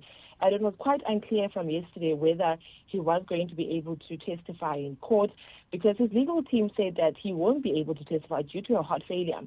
And lawyers for the former South African National Defense members and security branch called for the inquest to be paused until de Kock recovers. But the presiding judge, Tammy Besher, said, no, we are going to continue. He ruled the proceedings can continue while we wait for de Kock testimony. And also, just for the lawyers for the persons of interest in the inquest argued that it would be unfair towards them if they had to testify before Mr. Eugene de Kock, saying that Eugene de Kock's testimony could implicate their clients without giving them an adequate platform to respond. And, the de Kock's lawyer, Johan Skuman, agreed that they will, the 67-year-old de Kock will not be fit enough to take the witness box. Another thing that happened also was that the lawyers representing the families and the community of Craigdog, Mr. Vani, argued that, the Cox advances and age makes time of importance for this justice episode because the families have been waiting for decades for this case to actually proceed. So that's what has been happening in the Craigdog 4 inquest. And for now, they will actually resume on Friday. And this is where we are going to be able to have a look at a video of an interview that Mr. Flock did with Al Jazeera, if I'm not mistaken, that he was giving all the details of what really happened on his side. Okay, lots to reflect on there. I appreciate you giving us that update. In Ntombazuko Balintulo, SABC News reporter, covering the Craigdog 4 inquest that continued today in the Eastern Cape. This is the National Pulse. Ashraf Garda is streaming live now on Facebook, YouTube, and X at SAFM Radio. You're listening to the National Pulse. I have to say, we ask a question every single day. That's myself and Temba and Keys to say what moves the pulse of the nation. And therefore we call it the National Pulse. And we don't not always write about what we think moves it. There's no question today, Temba telling me, Ashraf, people will talk about the World Cup because it's that important. And he's right. I just think that we should be realistic as well as South Africans and Bafana as to what is attainable at this stage. Is it group stages or out of the group stages? Because winning, obviously, is not going to happen. Morocco did well and they've maintained a particular standard. So maybe let's just do what's attainable and then build up from there. Thanks. My name is Bongi. Thanks for that, Bongi. Look, by and large, I think you're right. South Africa played in, 3 World Cups, right? Have I got it right? 98, 22, 222, 2010.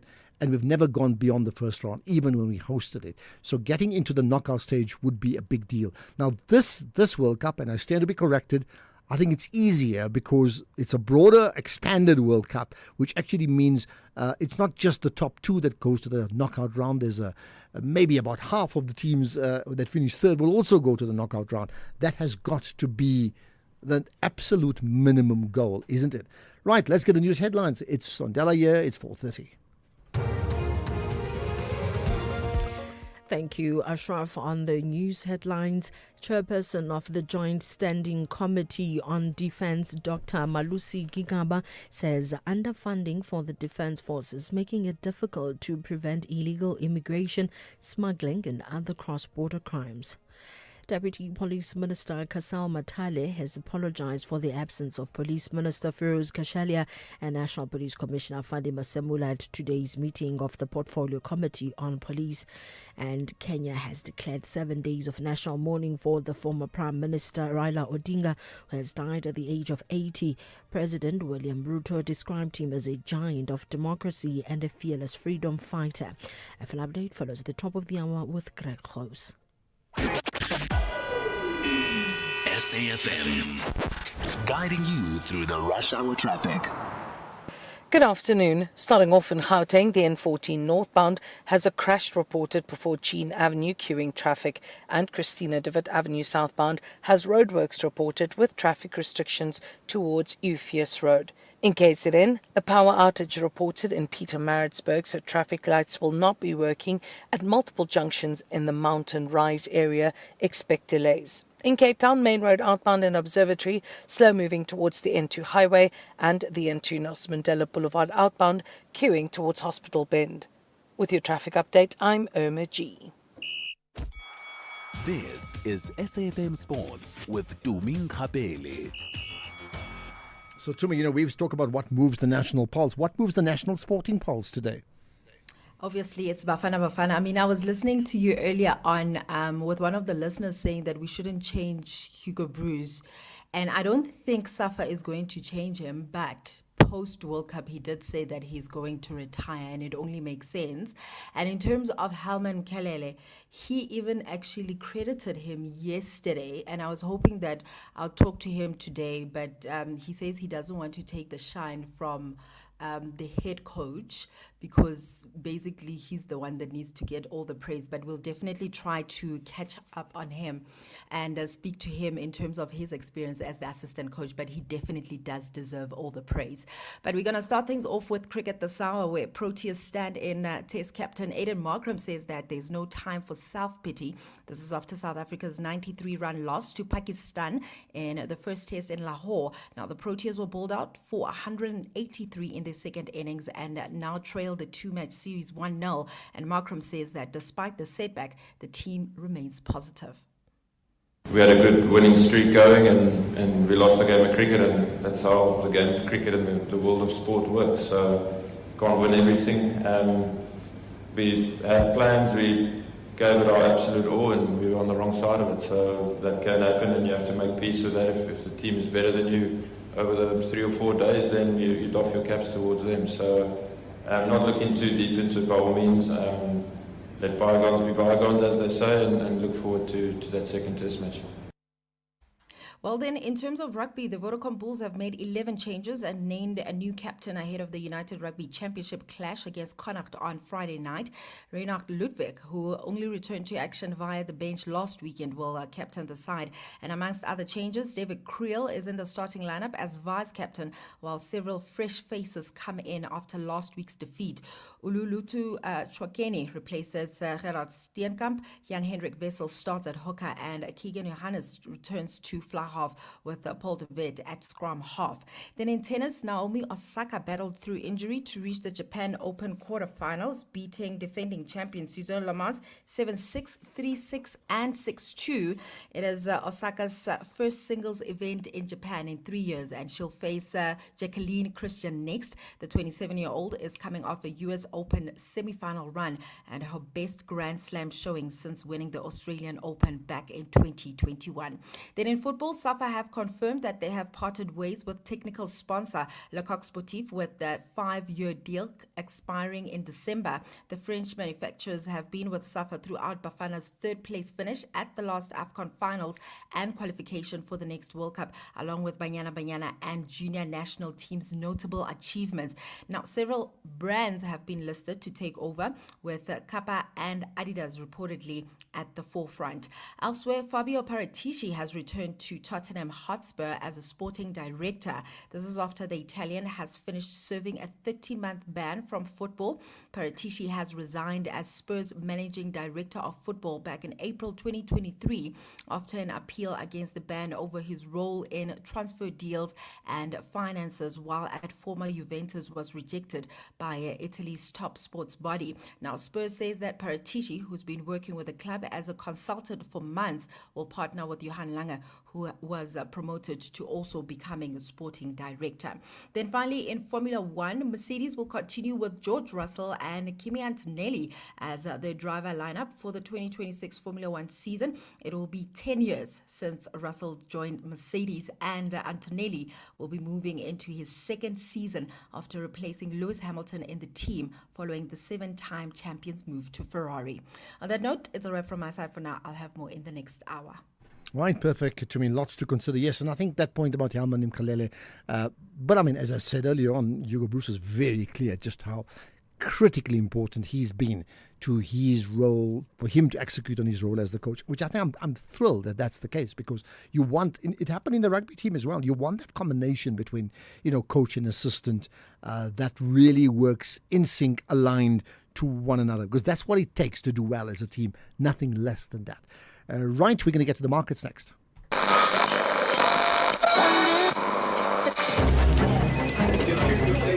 Amidst misinformation and disinformation, where can we find reliable news? Turn to radio, your trusted source for truthful updates. For over 3 decades, we've upheld integrity as a signatory to the BCCSA Broadcasting Code of Conduct. Count on us for news you can trust. Say no to fake news. Radio, keeping it real since day one. A message from the National Association of Broadcasters. Tune in, trust, and stay informed. Economic news on SAFM. Facts and figures you can count on.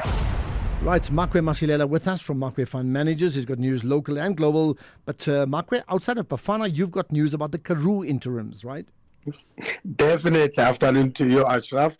These are the owners of Cartrack, and they've seen their subscribers increasing by 15%, subscription revenue up 19%. These guys operating in an expanding and largely under-penetrated market, fueled by the robust and sustained customer demand. And this demand is driven by the need to improve operational efficiency and reduce costs. And their profit is headline earnings per share up 17%, but the share price is down 9%. And the rand started the session on a firmer footing as the dollar was on the defensive after comments from the Fed chair boosted bets on interest rate cuts this month, and that also reignited a risk appetite. And since the tariff-fueled sell-off that we've seen in April, global stocks have rebounded sharply on expectations of further monetary easing and optimism over AI. But the trade tensions between the US and China is escalating, with both sides stepping up their rhetoric. Strong earnings are fortunately soothing the trade fears, and locally our retail trade growth slowed to 2.3% year-on-year in August, and that's from a growth of 5.7% in July. Remember, Ashraf, our economy is 60% driven by consumer demand, and retail sales continue to be a very good indicator. And the U.S. Treasury Secretary said a stock market decline won't deter the U.S. from taking strong action against China. Oil prices are currently influenced by trade tensions and market risk sentiment. After closing at 5 months low in the previous session, Brent crude is up 0.4% at $62 a barrel, and yellow metal marking a third straight session of record peaks as expectations of imminent U.S. rate cuts and renewed U.S. trade tension fueled strong safe haven demand, and we're up 1.6% at 4,208. Platinum up 1% at 1,660. Global stocks continue to rise with the JSE up 0.5%, with our industrials doing most of the heavy lifting. The rand firmed 0.3% against the dollar, 17.33, 23.14 against the pound, and 20.14 against the euro. Right, got all of that. Thanks for that, Makwe. We'll connect again with Makwe tomorrow. Don't forget Jimmy Moyaha, 6 to 7 this evening, without any Bafana distractions coming up. So listen out for that. The National Pulse with Ashraf Garda. So can you believe we are like just a month and plus, if I got that right, to the G20? And you know there's been this build-up that's been going on for a good few months. So government and business leaders are meeting in Joburg today at the B20 Forum, which is business, right? B20 Forum, to discuss investments and policies aimed at advancing local manufacturing of health products and improving health access. Let's find out more about it with Katlego Legori, who's been covering the story on behalf of the SABC News economics reporter. Katlego, good to connect with you. Hi. Good afternoon to you, Ashraf, and to our viewers at home. Thank you. I mean, first things first, I sense that you can sense now there's a different sort of tension. When we talk about like a World Cup tension, this is a different tension, the build up to G20, right? And today would be an example of that. Yeah, no. Month we'll see the world coming into South Africa, and we see those meetings. And these meetings have been ongoing for months now, even from last year. Already, now it will be hosting and taking. Yeah. Okay, I'll tell you what, we are so struggling to hear what you have to say, and what you have to say is important. I know that. Let's just see if I can take you back to Keys and maybe just reconnect with you in just a moment. Katlego hopefully will be okay then. In the meantime, let me just see if I can play some comments and just move away from Bafana just for the moment, not forever, just for the moment. Okay, now we'll get to that just now because we now do have Katlego once again. Okay, Katlego, you were talking about, the build-up and now that it's all imminent, right? Yeah, most definitely. Apologies for that, Ashraf. Indeed, we find ourselves here with this ball really in motion right now as South Africa looks to host the G20 summit in the coming month. And we see today various of those in the business fraternity also accompanied by government officials meeting in Johannesburg to really look at developments in the healthcare space and how then these two sectors can work with civil society to bring about change through our G20 presidency. All right. So let's then talk about what happened today. What was discussed today? So today we see local businesses hosting several discussions as part of the broader B20 South Africa dialogue. So government and business stakeholders, they've been meeting in various of these meetings, Shepherd's being one of them. But this one would be one of the B20 engagements where the stakeholders were meeting here in Johannesburg under the theme Advancing Health Access through Local Manufacturing and Policy Innovation. And we see this dialogue really just leveraging on the B20 platform to improve the healthcare access. Equity was what was under the spotlight, as well as just ensuring that this does not come through to benefit us here at home, but the entire African continent. So we see the conversation centered around localizations in terms of ensuring that we manufacture here at home, that we're able to cater for people here at home, and those investments will ensure that we are not dependent much on the outer world, and then we really see ourselves being the ones that are championing this.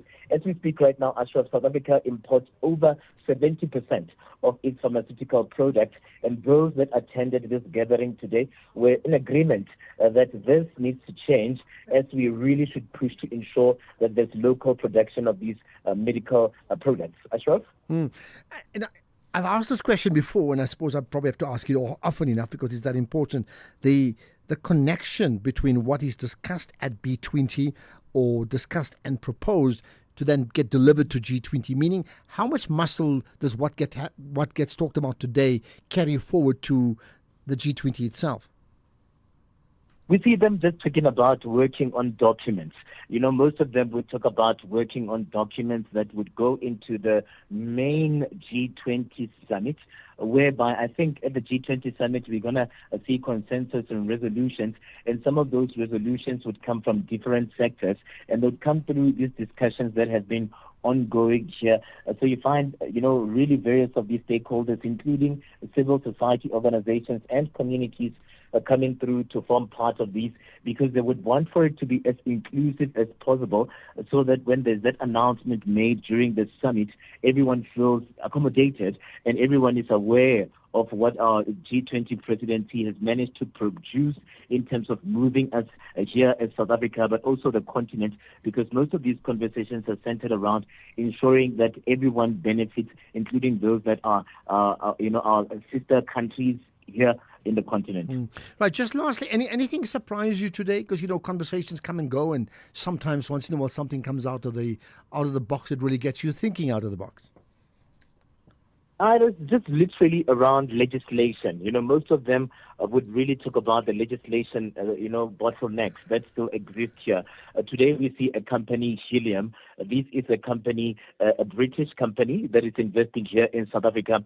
Today we see them pledging around 750 million rand in investment. So this investment is earmarked for the company's manufacturing facilities in Cape Town.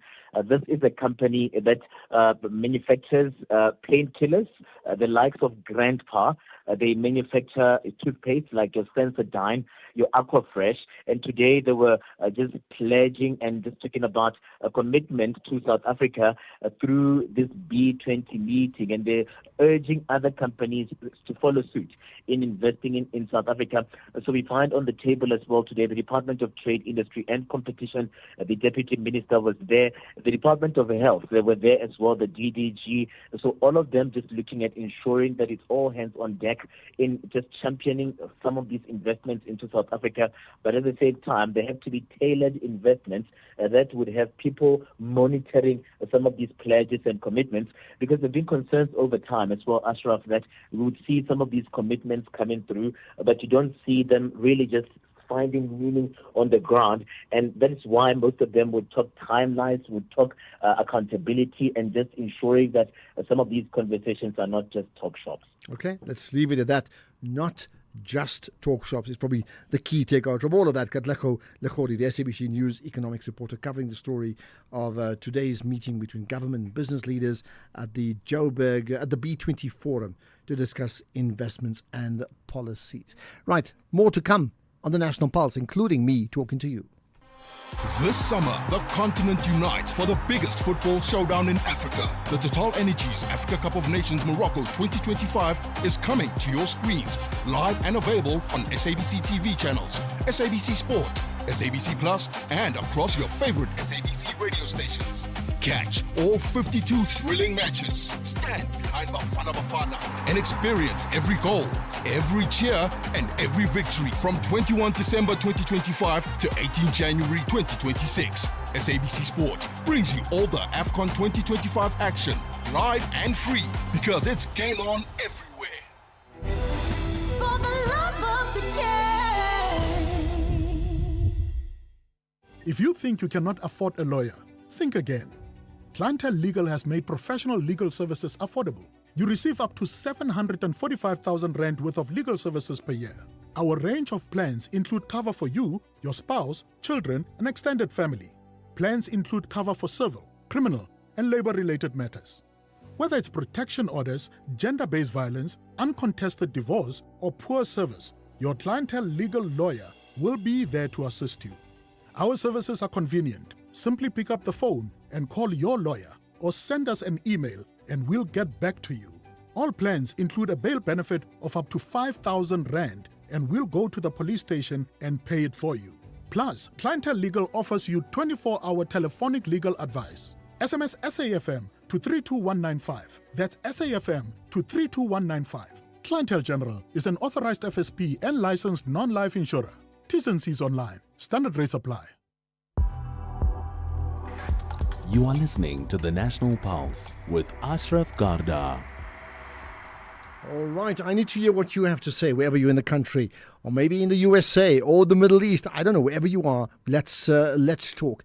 So it's been interesting because today, for the first time in a long time, we're sort of offline regarding commissions of inquiry and ad hoc committees. So this one's interesting. Ashraf and the SFM listener. Ashraf, you see, as the highest police in this country, they're doing the corruption, the highest corruption. What about those on the ground, those police, the men in blue, the men and women in blue? They are worse. They are on the prevalent now. They're making sure that they're doing everything until this commission is finished. Until this commission is finished. What about Zuma? Good afternoon, Mr. Ashraf. Mbongo Sundisa Mboyisa. Mr. Ashraf, hey, I'm worried about the old man, Jacob Zuma. See, the presidency is heading to court. They want to recoup their 28 million rands that he has been using to pay these lawyers. Remember his long strings of appeal. I don't want this judge, I don't want this prosecutor, all those nonsenses. So the government wants their money, wants this money back. So they are heading to court now. They want their 28 million. So will they attach the Nkandla village or what? Now that laugh of yours is contagious, and I've heard of someone laugh before. If you get my point. Hi, good afternoon, Ashraf. As much as we are happy as a country, we congratulate Bafana Bafana. They work so hard, even after that blunder of a yellow card. But I still believe the person that made that mistake must be held accountable. That was serious blunder. Congratulations to Hugo Bros. And congratulations to all the players that make sure that we manage to win and qualify to go to USA. Yeah, Bafana. Let's hope we'll go further than group stages in USA. Well, I mean that is correct. You not want to be a tourist. You want to be there to compete. So maybe it's far-fetched to say we can win something, but you have to, in incremental increases, you have to do that. We've not come out of a group stage before. That's got to change. Estates, Bafana, Estates, I Ashraf. To the Nigerian national team, free IDs for all of you, South African, and land. Thank you. Qualifier Rustenbeck. Free IDs, and then you said land as well. I got that. Free IDs and land. Okay, here's a question. Come on, let's have a bit of lightheartedness. What gift would you give the Nigerians? You've heard the one, free IDs and land. Because if we if Nigeria did not at least draw with Benin, we would still be out of the World Cup, even if we had won 3-0 or 5-0. Nigeria had to get a result. Ideally a win, minimum a draw if we won by 2 goals. They did better, they won by 4. What do we owe them? Come on, what gift can we give Nigeria? Yeah, Ashraf, your question about Bafana Bafana going forward, I love it. Let them go there and emulate, of course, the Moroccans who did it up until to the finals, if I'm not mistaken, of the World Cup. Let them not shiver when they come up there facing their opponents. They must be strong enough. Say, okay, we want it, not just enjoying the qualifications. Yeah, Thanks. It's Willie here in Kuma. Thanks, Willie. But I mean, that means working on many, many things. Willie, were you not unhappy yesterday? You were just trying to rejig what was said yesterday by you. But yes, I mean, they need to be strong physically. They need to be mentally strong. They need to have their nutrition right. They need to be absolutely clear why they're going to the USA, Mexico, Canada. Ashraf, good day, brother. Great show as always. Fangalonke here in Durban. First and foremost, congratulations to the boys. They did us proud, and we wish them well going forward. I just want to say to Danny Jordan and his SAFA associates, I hope they learned from previous years that promising players incentives and not following through can disrupt the whole camp. So I hope this time around we won't have any of those kind of issues. Thank you. Well, I mean, that's precisely my point. Do not allow yourself, to be derailed. Do not. Good day, Ashraf and the team. Yeah, I would like to, it's a follow-up story. I think it's one of the stale stories that don't get much of attention. The Free State ANC, I think a month or 2 back, they announced that, they will be removing the non-performing mayors and the executive in various municipalities. I don't know if maybe I didn't listen to the radio back then. Have you done the follow-up on those things? Has someone been doing the follow-ups of what happened with that? Because as far as we know, nothing has changed. We still have the very same mayors. We still have the very same executive within those municipalities. Thank you, Ashraf. Thank you for that. Thanks for raising that. And again, you do get a sense from many people that, fundamentally very little changes on a day-to-day basis at community level. PJ in Pretoria, hello. Hi, how's it? Yeah, good indeed. I trust you are well. I am well, Ashraf. I'm laughing. I'm listening to you in the car now, and I see you're struggling to remember what this guy said yesterday about Bafana Bafana. Yeah? Was he the same guy? The guy said he wished them nothing but bad luck. He doesn't want to see them anywhere in the competition. And now he just said something very positive. So let me tell you now, I was not struggling. When I heard his name at the end, I said, hold it, this is the same person. But being a talk show host, you need to get your story right before I got accusing him. So I held back and I said, didn't he say something different yesterday?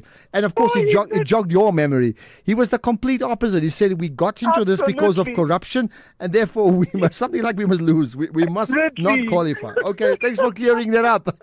Sharp. You see what 90 minutes does to human emotions? People swing, man. Well, long may you be committed to South Africa. That's all I can say, PJ. Thank you for that.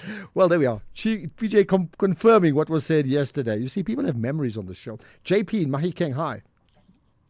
Hi, Ashraf. How are you? I'm good indeed, right? Go for it. What's your point? Good. My point is, Ashraf, you were asking, what do we owe Nigeria? What gift can we give them? Yeah. My comment is nothing, really, nothing. We don't owe them. They need our owe us. They need our what? For their own cost. Yeah. They did it for themselves. If we had beaten Rwanda and they go on to draw or lose, it was also nothing that we can attest to that they have actually they destroyed our course. You know, it was going to be for our own doing. Well, I mean, but listen, you're being too serious about it. You're spot on. I mean, you are right, but you're being serious about it. We're being trivial about it to say, come on, they did their job for us. Thank goodness for their own motivation, because they are now one of the second place teams, so they can actually maybe qualify for the World Cup anyway. True. Yeah, which I must say, from a capacity, I personally would want Nigeria in the World Cup. I really do. Just saying. Although people from Cameroon and Senegal may argue, but Nigeria is Nigeria. You'd want them in the World Cup. Okay, JP, thank you for that. Let's get another call. Lots are coming about Nigeria, right? Godfrey, hi. Hi, Ashraf. I think I'm with JP. We owe them nothing of serious, but otherwise they were not doing us a favor, because they knew that if they win, they stand a chance of going to the playoffs. But yeah, their win works for our favor, and also our win works for our faith. So sorry, we owe them nothing. Okay, so no free IDs and no land. Right? No, we want those for us. Okay, got that. Come on, having a bit of laughter. Yeah, Godfrey I got Godfrey already. Thanks from Boksburg, of course, putting Boksburg on the map. Right. What about this? Ashraf, I'd like to disagree with my fellow South African. They're saying that we shouldn't celebrate this mere qualification because of all the infrastructure we have and all that. Then USA should be winning the World Cup, Russia should be winning the World Cup, China should be winning the World Cup. If we go with his way of thinking, I think we should celebrate this. It's been long overdue. Yeah, let's celebrate it. Okay, got that. Well, that is my point. You can't. I mean, if my memory serves me correctly, England won the 1966 World Cup. And then 1970, I think they were in the quarterfinals. You know, in 1974, England did not qualify for the World Cup. That just comes to mind. The Netherlands, I mentioned earlier, 2 World Cups in a row, finalists, and then didn't qualify for the next couple. You cannot take this for granted. So when you do qualify, best you hold on to it. Ashraf, hello. This is Tepiso. Yeah, I was so happy yesterday when I saw the results, and it was just exciting, and my son was so excited. We even went to the website and we saw that the tickets are on sale already, but then we're not sure as to where will Bafana Bafana play, for instance, because there's Toronto, there's Mexico and the US, and you know, I'm just waiting for those tallies. Maybe Tumi can help us in knowing where will Bafana Bafana play, especially here in America. So yeah, it's super exciting.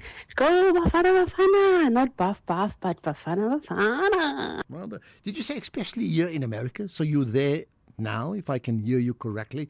But in terms of where they play, we'll only know that after the draw is made, which is normally in December. I know I don't have a date, but I know it traditionally 6 months before the World Cup. So in December, we'll know which group we fit in. And then, of course, each group is allocated certain cities where they play. Then we shall know. In fact, here's a question. Would you be going to the World Cup? It is crazy expensive, I'm just saying. Let's get the news. It's 5 o'clock. Here's Greg Hurst.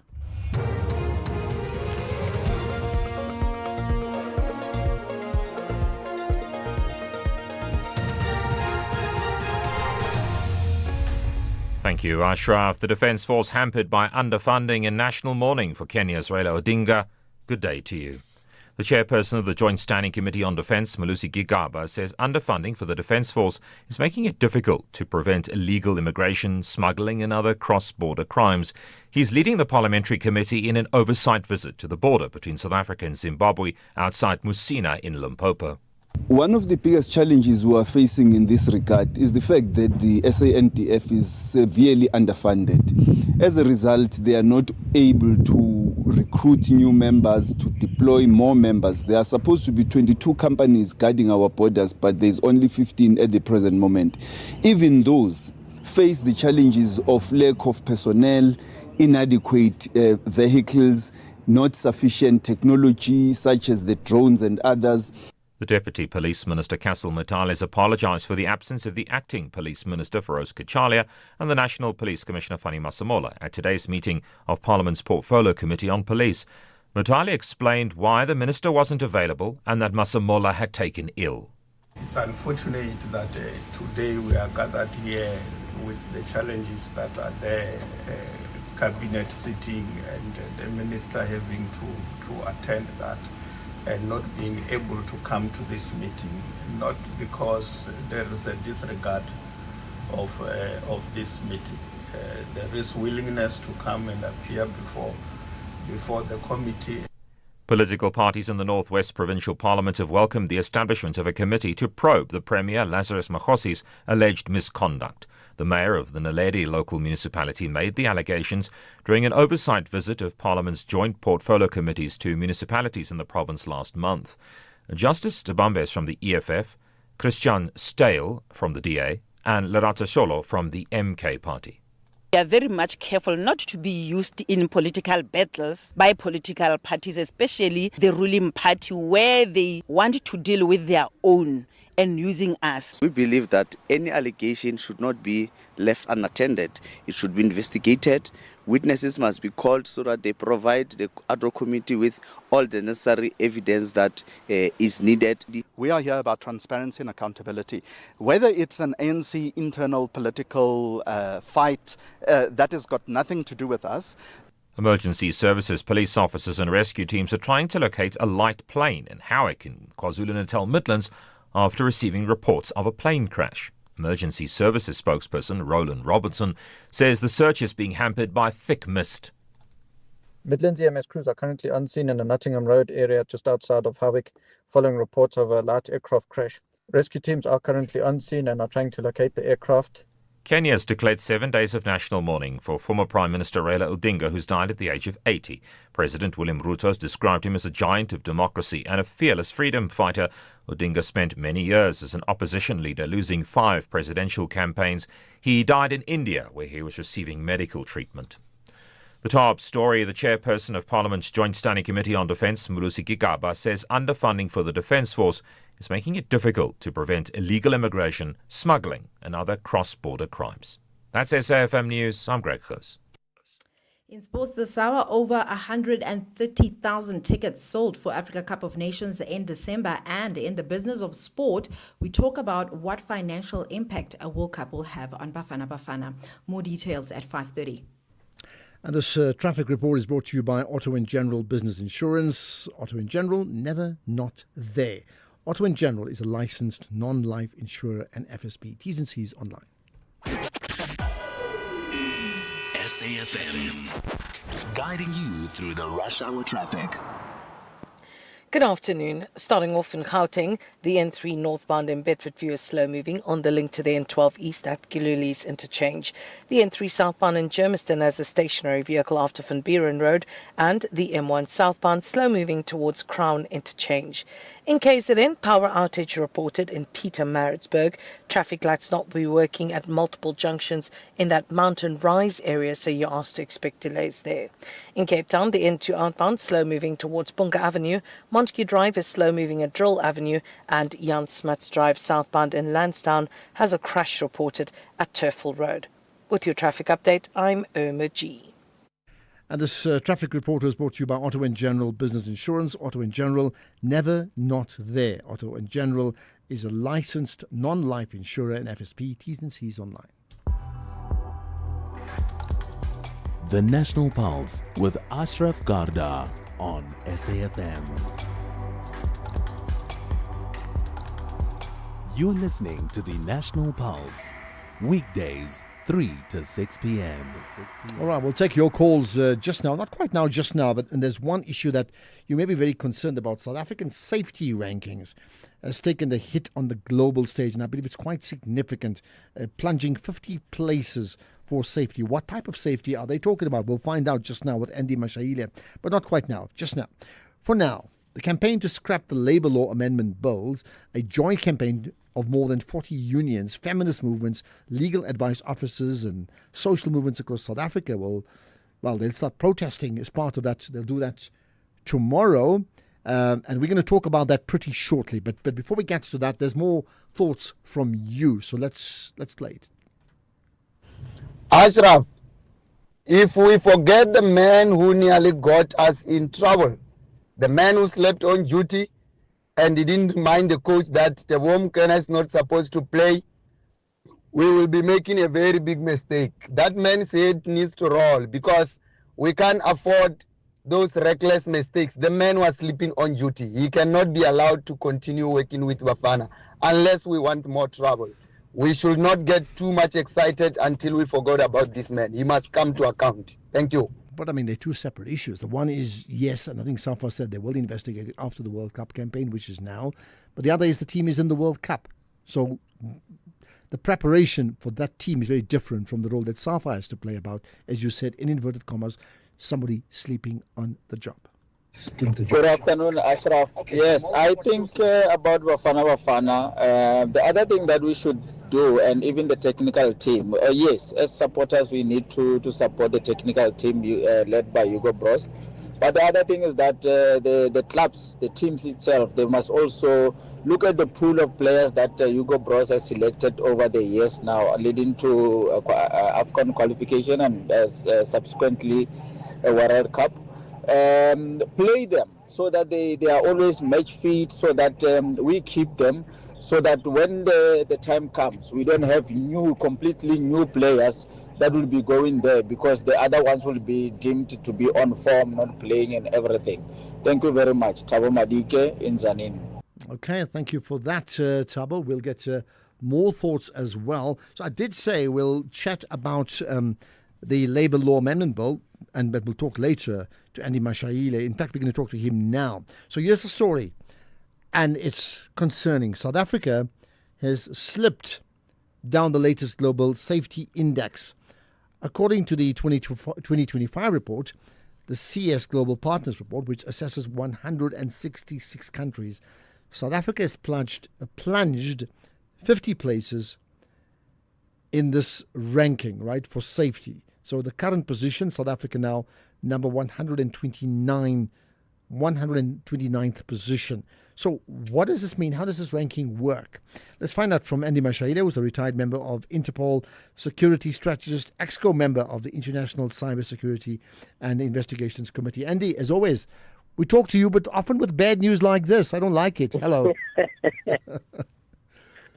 Ashraf, yeah. You know, the way things are, it's like we are being attacked by reality left, right, and center. And the unfortunate part is we are the creators of that reality by creating distrust between the communities and the police. And that distrust comes, in this instance, comes from top management. And the unfortunate part is when those who are at top management of the police generals get to be fingered in acts of criminality, it affects us internationally. Do you think we will ever get out of the Financial Action Task Force grey list? Not for now. It also suggests that all other institutions in the world and in Africa look at us as the almost capital city of crime. I'm in position 129 out of 166. This is a serious cause for concern. Okay, let's talk about, in terms of the index, have you gone through it in terms of the why? Because there must be reasons why they say what they say. Yes, the index suggests a number of things, including your money laundering issues, your cyber crime issues, your general crimes, but specifically what it seeks to address would be the issue of the state becoming a mafia state, as opposed to that state that South Africa was. So the matrix that have been used to determine which country is the safest or which country is the worst speaks to some of those dynamics that I spoke about. Effective crime justice, the effective crime justice cluster, and all those who are part and parcel of law enforcement agencies, ensuring that what is expected by government from a corruption point of view, and many of those indices have been used once again as the key pointers of the matrices. Okay, what do you explain, or how do you understand South Africa slipping 50 places? I mean, like, that is a landslide, meaning South Africa's already had a safety problem. We know that, so I would expect them to be low. So what would determine a country dropping 50 places in 1 year? Lack of confidence in your criminal justice cluster, lack of confidence in law enforcement, lack of confidence in your justice, in this case, your prosecutorial authority, and the number of cases that have not been resolved by the police, issues like your murder rate, issues like your gender-based violence, the generic issues that you and I work with on a daily basis that we have been numbed to, have normalized. In other parts of the world, these are serious issues that would mean that South Africa would be violating the accepted criminal justice norms in the world. Who do we've sitting at 129? I mean, who's the other countries below us? Have you checked that out? I haven't really spent time checking that out, but I know out of 166 countries, we are number 129. That's bad enough for us. Okay, I'd love to know who's lower than us and then who's just above us and what do we need to do to get that. Just the last thing, therefore, I mean, so this conversation around safety is not new. I mean, we've had this chat a decade ago, right? Do you get any sense in terms of the current, the commissions of inquiry, the ad hoc committee, that it's early days, but there's a commitment to getting things right, and it starts with what comes across as something pretty rotten within safety and security? Ashraf, the findings and the recommendations and the implementations of the recommendations and the outcomes that the people of this country are expecting, if they are not to be implemented in a way and manner that would satisfy the requirements of a secure state, a state that looks at safety and security, and a state that is sound when it comes to law enforcement, a state that would root out rogue or police officials or rogue members of the police, and determine what we would be defined as by the people of the world. At the end of the day, even your investor confidence will pick up. Now we're dropping because investor confidence has plummeted. Confidence in law enforcement has plummeted. Confidence in the democracy that we fought so much hard for, because of leadership. Simply put, the world has no confidence in us. This is a vote of no confidence in our government and all its institutions. Okay, let's leave it at that. How do you fight back from a vote of no confidence? Andy Mashahide, and the big news, South Africa slipping, 129th position now in this global safety index, and then slipping 50 places, which I must say I do find incredibly puzzling, because that will put you into a war zone category, which we are not. There are many other countries I can think about that will fall into that category. That's why I need to see who their partners may be. But thank you for your time. Much appreciated, Andy Mashahile. You listening in, wherever you may be in the country, all around the world, I'm sure you have a view on that, right? This is the National Pulse. You are listening to the National Pulse with Ashraf Garda. Okay, let's get to some further comments from you. And you can pick up on, I think from a Bafana perspective, it has got to be, what do we get right? How do we align ourselves to give off ourselves the best we can be at a World Cup, which will happen in June of next year. So it's quite a while, but a lot has to happen in that period and to be sustained. And before that, there's the AFCON, so big lessons to learn from that. That's the one thing. The other is the conversation we've just had about South Africa safety, the B20 forum. Your thoughts on that? We've had the Creddock 4 inquest we've spoken about. We've had the passing away of Raila Odinga. There's been further conversations about Madagascar, I know. What about issues in the Middle East in terms of that the Gaza coming together, and whether there's an actual peace that you see, or is it all very, very premature? Here's something about Madagascar. Day Ashraf, it's Kanya from Tata. I've been following events in Madagascar, especially now that the president has fled to France. I'm trying to make sense of this Gen Z protests. Whether are they a vehicle to bring the real needed change in these countries in the modern day democracy, or it's just a phase that will pass without bringing out real change? Thank you. Okay, there we are. Well, look, there's certainly lots of trouble in that country, and central to that, amongst many other things, is the plea of the people. So listen out for that. Good afternoon, Ashraf. This is Matebola. Yeah, listening to in the Mashail, yeah, it is so painful. And listening to Madanga Commission and other committee from the Parliament, WSB and Kwanas, you feel the way our subs is captured by criminalities in South Africa. There is no kind of crime that we don't have in this country. It is west. This is acceptable. Okay, there is no crime that we don't have in the country. Can't argue with you about that, can I? Ashraf, hello. This is Tepiso. Yeah, I was so happy yesterday when I saw the results, and it was just exciting, and my son was so excited.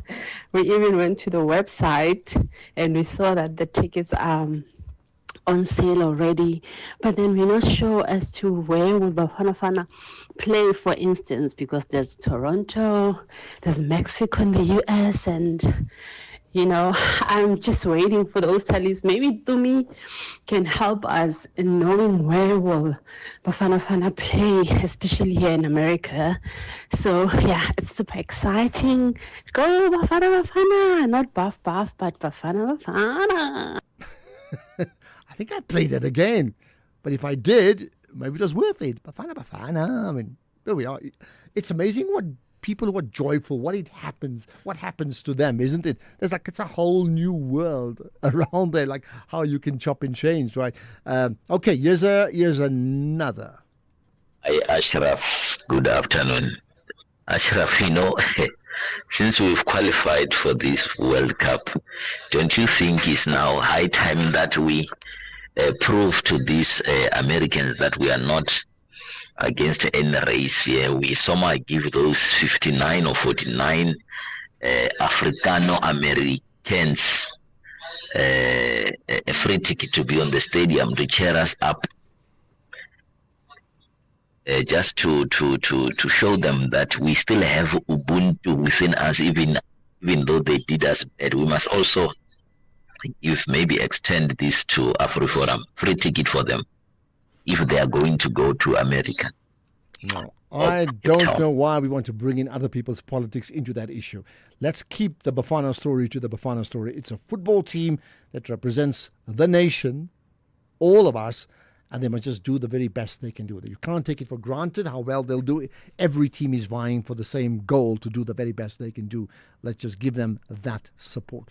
Let's talk about a sad story about a plane crash that happened a few hours ago. We'll do that next.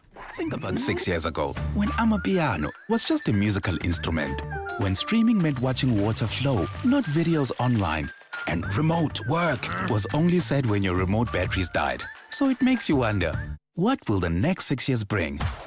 Hino trucks now come standard with a 6-year drivetrain warranty, covering everything from pistons to gears. So although a lot can change in 6 years, our warranty promise won't. T's and C's apply. Hino, all the way. So you thought you were building a business in this economy, but day by day, somehow it grew. You kept going when the freezer didn't freeze, the bucket didn't budge, and the bank balance barely blinked. So you thought you were building a business. You weren't. It was building you. Because this isn't just what you do anymore. It's who you are. And you don't trust just anybody to protect it. Chat to your broker about Old Mutual Insure Business Insurance. Protect what built you. Old Mutual Insure Limited is a licensed FSP and non-life insurer. You're listening to the National Pulse.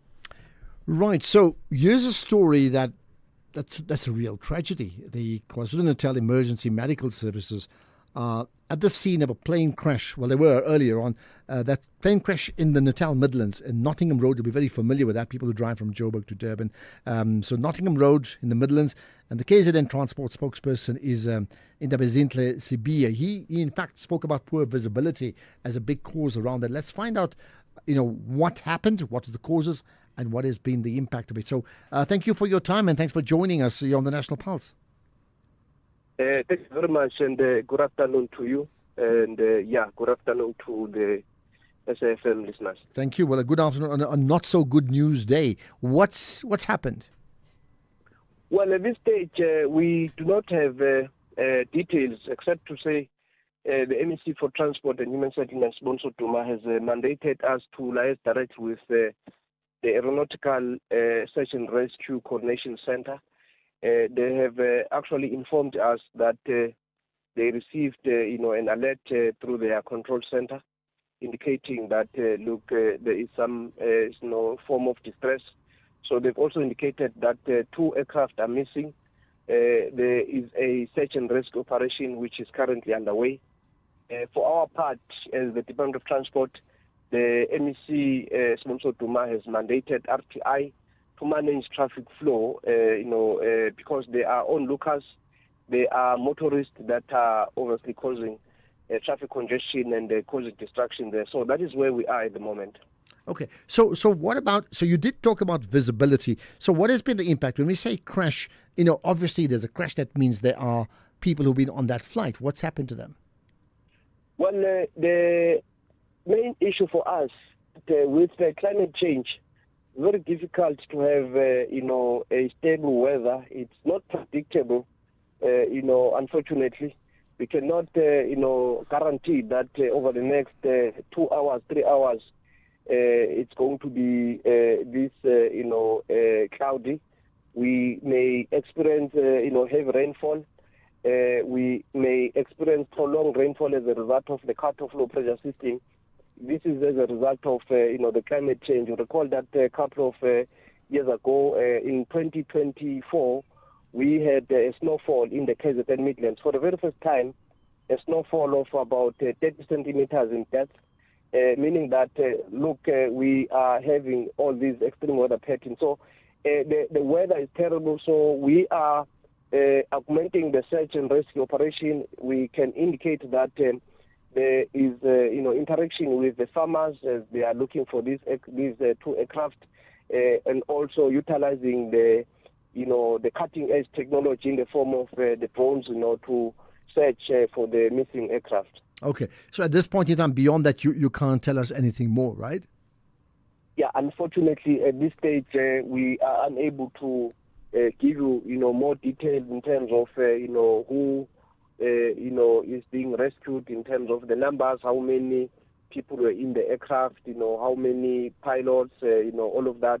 We are not in a position to give that detail, but we are relying very heavily on the, search and rescue team led by the SAPS. There are many other emergency teams under the guidance of, the Aeronautical Search and Rescue Coordination Center. We've worked very well with them, and we are obviously utilizing, the Economic Regulation for Transport Act signed by the President sometime last year in June, as the Department of Transport in the province, to get involved in the aviation sector. That is what MEC Bonso Duma has emphasized. Okay, got that. Appreciate you giving off your time. And this is all about a crash in the Howick area or Nottingham Road. So all in the Natal Midlands, and there's a search on for the scene for this light aircraft crash, or maybe 2, as we know it. We'll provide the further information when we get the opportunity. And that was the voice you've heard of. Indabezinhle Sibiya, the KZN Transport spokesperson. Thank you for your time. Right, more calls, more thoughts from you on the issues of safety in particular. South Africa plunging 50, I wouldn't say basis points, for 50 levels lower on the safety index. I'm still wondering, how do you drop 50 points, 50 places in 1 year? I still find that puzzling, which is not the same as saying this country is safe. We know, listen, I've said it often enough. It's completely unacceptable. Right, I need to hear from you. So you can call in live, raise whatever you feel, because you are the key driver, really, of the issues that moves the National Pulse. But you can WhatsApp as well, text or voice note, or you can tweet to. Here's further comments around safety. Good day, Ashraf. All I can say is whoever is still going to vote for the ANC must be checked mentally. The country is burning. I'm not shocked by such stats. The world has zero confidence in us. The ANC has collapsed this country. Whoever votes for the ANC must be checked mentally. Okay, you've made your point. I don't know if the world is zero confidence in us. I think I can tell you now, listen, I'm not covering up and saying we're a safe country. We're not a safe country. I can probably think about 50, 60 countries that are very unsafe for a variety of reasons. Some of them outright war zones, others not in war zones, but are hugely problematic as well. So I'm just saying, as we reflect on South Africa, also reflect on the fact that there are problems in many other countries. Ashraf Joe, Mashile out of 166 countries only saw 129. Okay, making the point that why would he not know that? Point taken about which are the rest of them, right? Okay, I hear that. And here's another one, Ashraf. You can't be sounding surprised about the safety gauge in South Africa. What other countries hear about happens here, they are not used to. Only we are used to all the bad news we hear daily. From Sandra in Benoni. What does Benoni mean again? I think it's got a sort of a biblical name. Just remind me what it means. Good afternoon, everyone. Ashraf, I don't think we owe Nigeria anything. They did that for themselves. Imagine if we had lost the game yesterday and Nigeria won. Nigeria would have been number one, if I'm correct.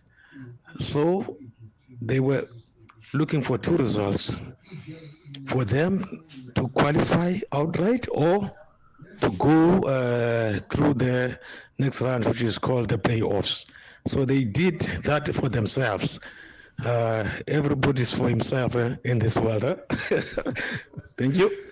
Yeah, they did it for themselves, but they did help us. That's my point. I'm not saying they helped us because they love us. They did it for themselves, but they did benefit us. And that's the point.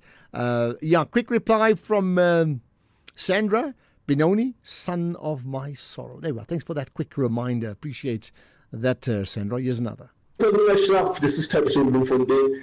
I think we should not give Nigeria anything because, honestly speaking, they had to win their game also. The same as us, we had to win and play our part and win our game. They too, they had to win in order to stand a good chance of playing the playoffs. So they had to do that. They had to do that. Well, of course they had to do that. I think we all agree they had to do that. That is what I was saying even the day before, that the good news is Nigeria knows they have to go for a win to get a chance of getting top or playoffs. So Nigeria were not in no man's land where they had nothing to play for. So we are grateful for that because that gave the motivation for them to beat, an added motivation to beat the opposition, which they may not have had before. It all works out in the end like that, doesn't it? 5:30, here's the news headlines with Greg. Quick look at the headlines. The chairperson of Parliament's Joint Standing Committee on Defence says it's worrying that some of the victims of a bus crash in Limpopo on Sunday don't have ID documents or even passports.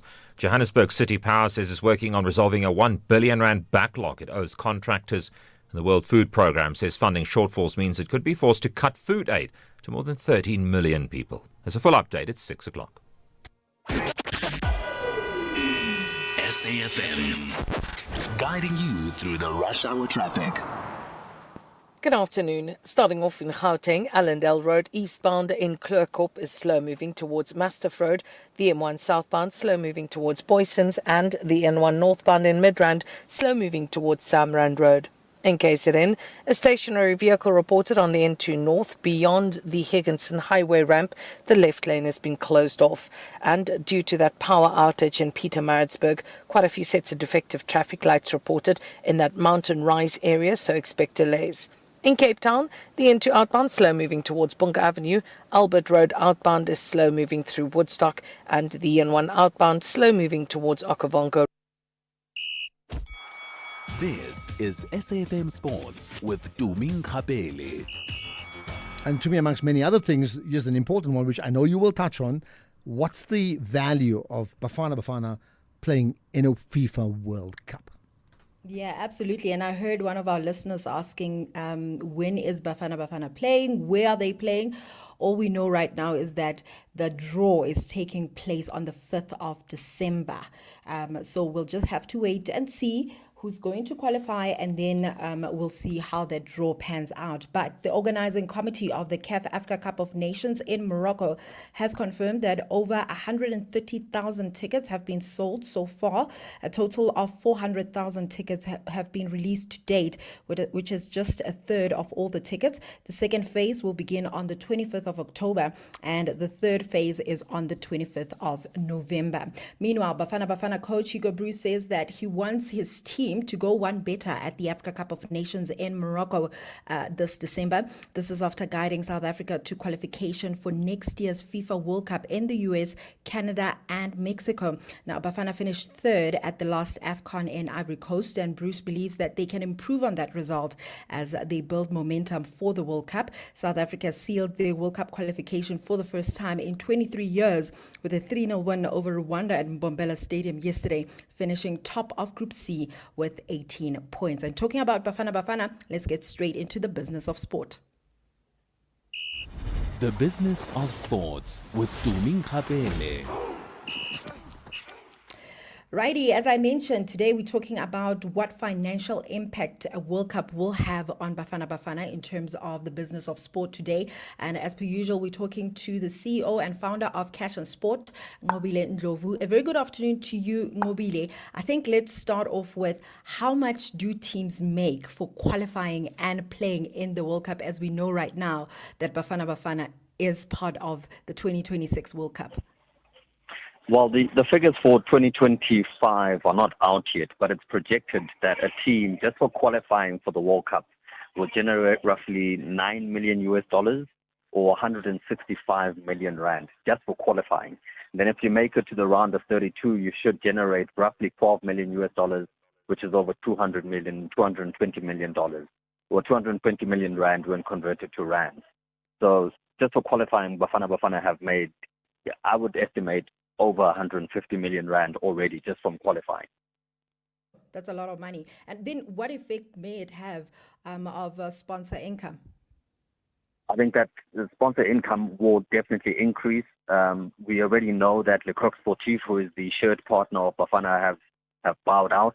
I can already confirm to you now that Adidas has already signed their agreement and they will be coming on board. So I expect that there will be about 25 to 35% increase in sponsorship income that SAFA will generate. At the moment, they're only generating about 250 to 270 million rand in annual revenue.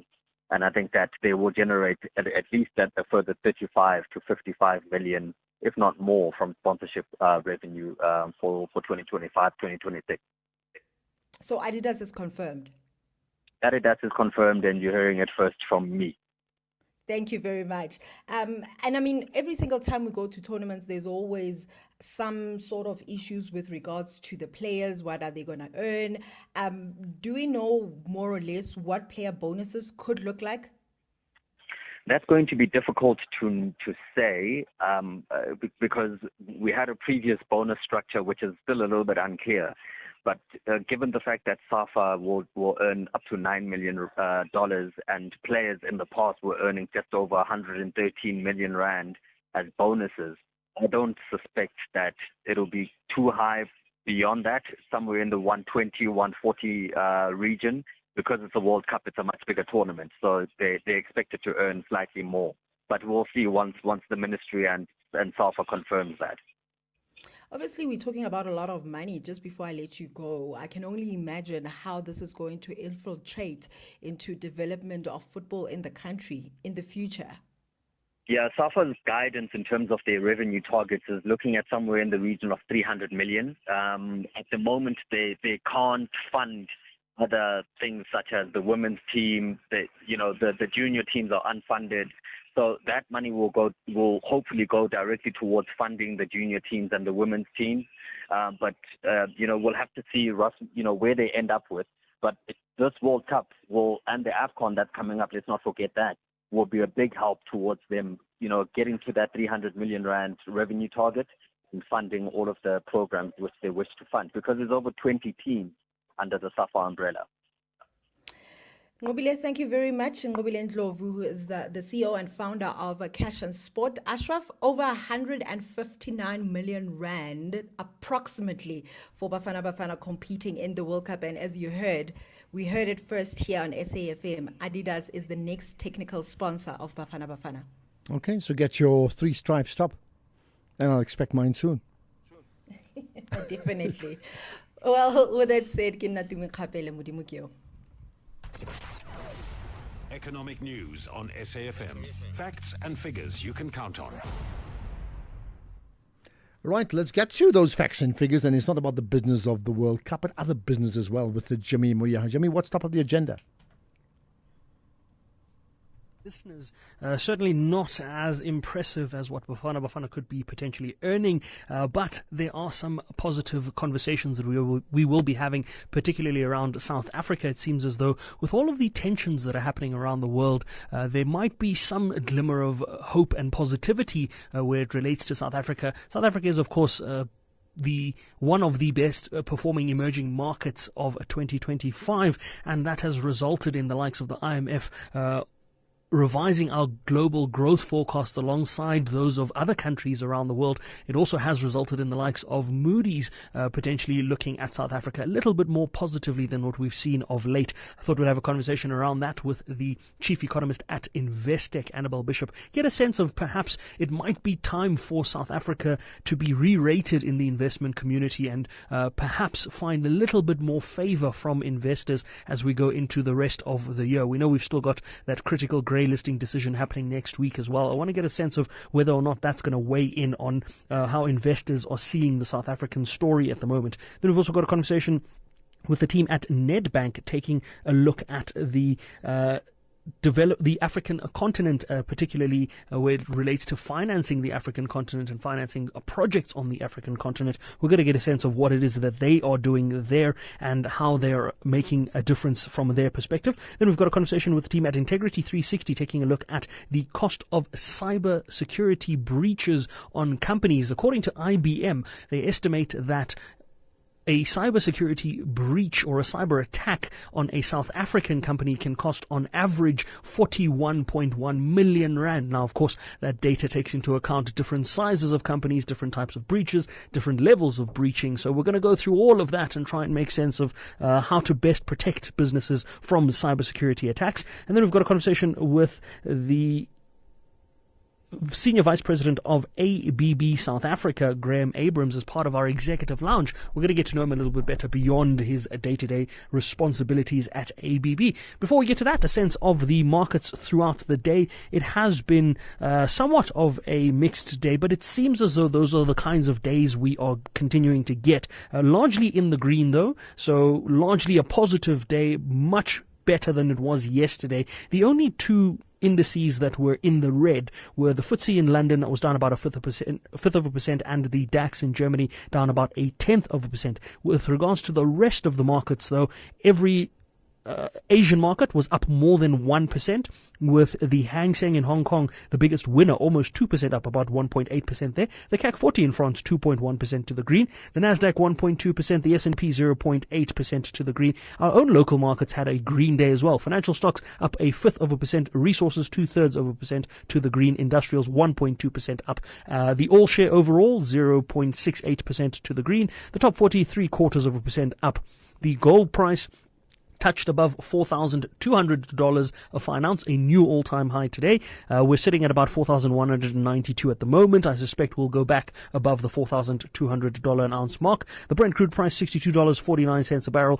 Silver price $52.60 a barrel. Platinum $1,699. Palladium $1,596. Quick look at currencies before we go. The rand 17 rand 33 against the US dollar, about 1/3% stronger. Against the British pound 23 rand 22. 1 euro would set you back 20 rand and 17 cents. 1 Australian dollar 11 rand 29. 1 Bitcoin $111,000 a Bitcoin, or in rand terms 1.925 million rand. That stronger rand affecting the Bitcoin price in rand terms. But we'll look at that when we look at price movements and other markets a little later on. I've got Terence Hove of XNest joining me to take a look at that. But that comes up after the 6 p.m. news. For now, Ashraf, back to you. Great. You're going to be very busy 6 to 7. Looking forward to that. In fact, I spoke about Nottingham Road in the Midlands, and I spoke about Howick, and I see Belinda saying, hi Ashraf, with reference to your info 5 minutes ago, not Howick, rather outside Nottingham Road, not sure how far. I hear you, and thanks for that correction, but I'll tell you what, I've got 2 reports, and the one talks about Nottingham Road, and the other one talks about Howick. So I think Nottingham Road is closer to being correct, but there were earlier reports about Howick. But thanks for making it very clear that in fact it's not Howick, but it's in that space in the Natal Midlands. Now, I'll tell you what, more thoughts from you. Let me engage with you. You're on the pulse after this. In fitness, as in finance, endurance is key. If you're 55 and older, you can get an interest rate of up to 10.47% with a Nedbank Electronic Optimum Plus account. Now feel the earn. Invest in under 2 minutes on the Money app and get money fit with Nedbank. See money differently. Nedbank. We're licensed FSP and registered credit provider. T's and C's apply. For more info, visit nedbank.co.za. Hi everyone, my name is Itumele Nkune, SABC Sport football analyst. When I feel down and I listen to gospel, it gives me motivation. I'm a person who loves all genres. If I was a chef, my favorite meal that I would prepare would be pap, cabbage, meaty bones, with a bit of acha on the side. My favorite language is Portuguese. Bom dia, como está? Estou bem. What I like about SABC Sport is they give you the platform and the permission to be yourself and speak any language. Catch the ever-passionate Itumele Nkune's analysis of Ibola Leju on match days, live on Latuma. Proudly brought to you by SABC Sport. For the love of the game.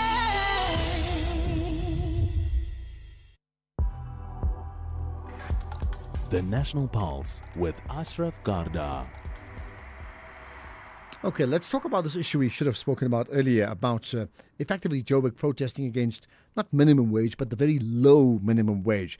Let's find out more about it. With me is Patrick Malaba, from the Human Rights Defenders Advice Centre. Patrick, thanks for joining us on the National Pulse.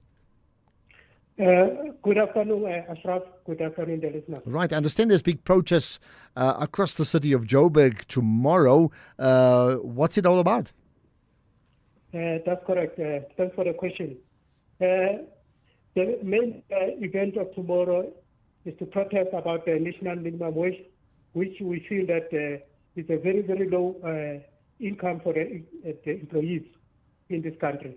Therefore, we are objecting to that. Remember, next year, 2026, they will be tabling the minimum wage.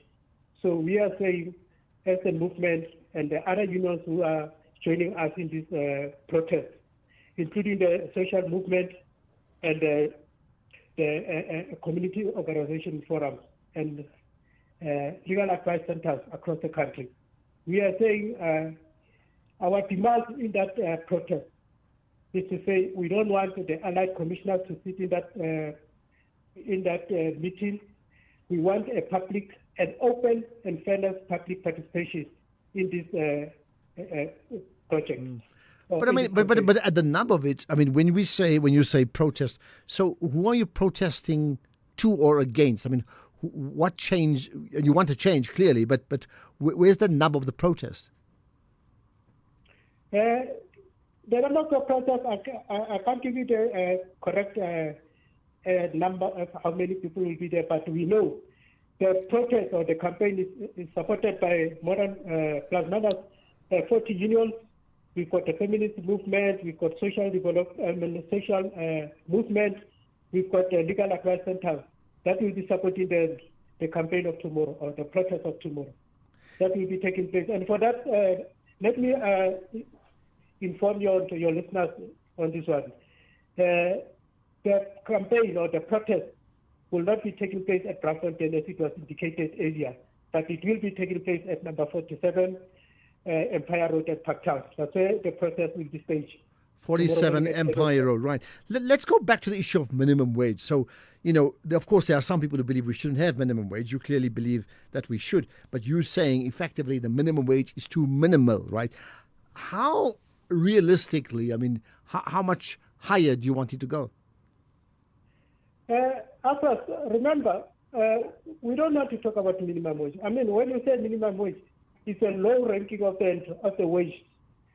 Some of the countries like Europe or Australia outside, they are paying the employees more than this 28.79 rand per hour. That is not the money. We have seen also the protest of the magistrates at Durban. They're also protesting about the wages that they are getting. That shows South Africa is the lowest country. It's a country that is paying the employees the lowest wages. So you can't say minimum wage. We want a living wage, not a minimum wage. All right, so what's the difference between, I'm talking in rand terms now, between what the minimum wage right now is and what you think the living wage is? I'm trying to understand the gap that you need to close. Our proposal will be at least, if they say per hour, it should be 100 rand per hour. 100 rand per hour, that's correct, yes. That's right. A living wage. Now, not 28.79. That's not a living wage. It's a minimum wage as they indicated. So currently you're saying not 28 rands, right? I'm leaving out the cents. It must go up to 100. So that's like 3 times the amount. That's correct, yes, indeed.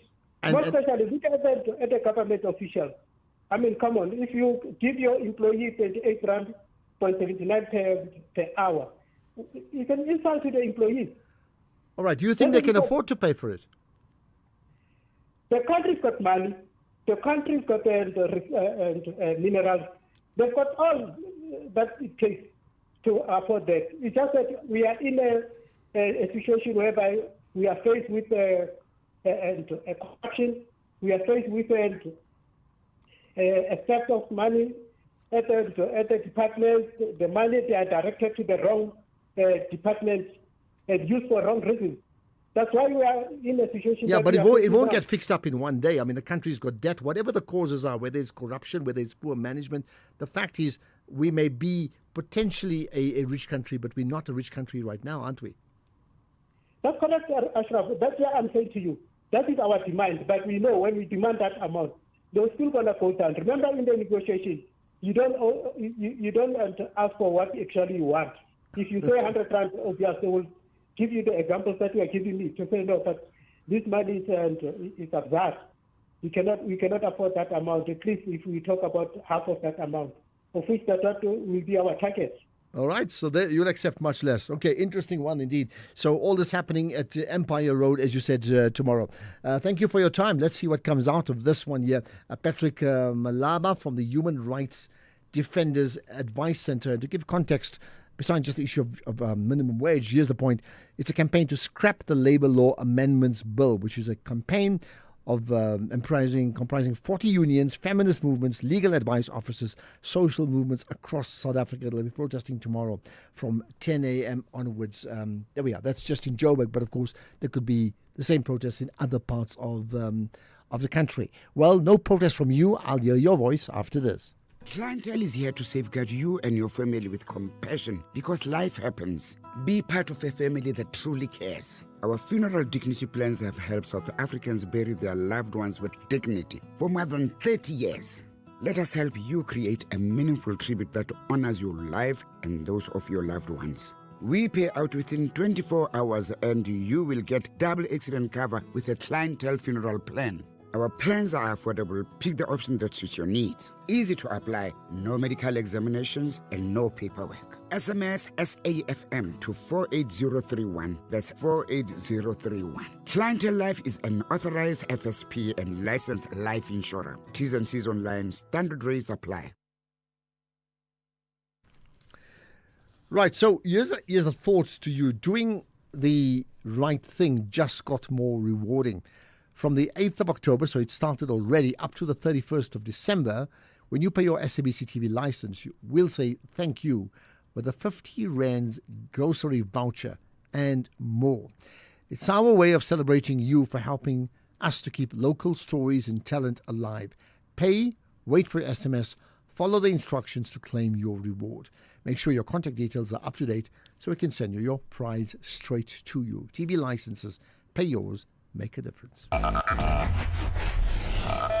You're listening to the National Pulse. Right, we haven't spoken about the ad hoc committee for a few days, well, a few hours in fact at least. JCK, you want to talk about it. Hello. Hey, Ashraf, are you well, my brother? I'm very good indeed, yeah. Good. Hectic, but good, yeah. Yeah, Ashraf, man, I don't share the sympathy of General Sibia. Sibia just wants our sympathy. He doesn't have a fact. He just wants us as people of the nation to feel for him. You know, he's not telling the truth.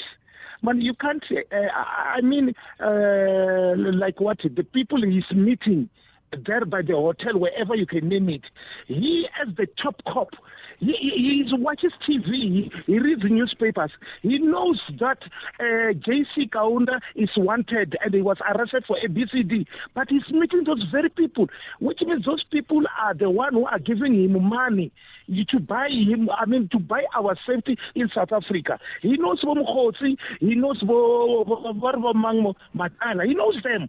That's why he's chilling with them. They are funding him. So he's not fit to be the national commissioner.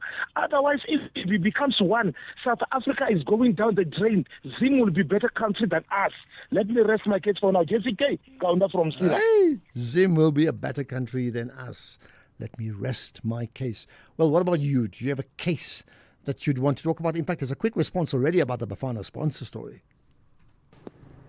Ashraf, there's no time as a football fan to be happier than now. Bafana did us proud yesterday, but I think what we need to do is to get the private sector and big businesses to behind the boys. They must get sponsorship. The big business must invest in the soccer of this nation. It would not be just separation where we have big businesses that are white supporting white sports. I mean, there are no big businesses that are black.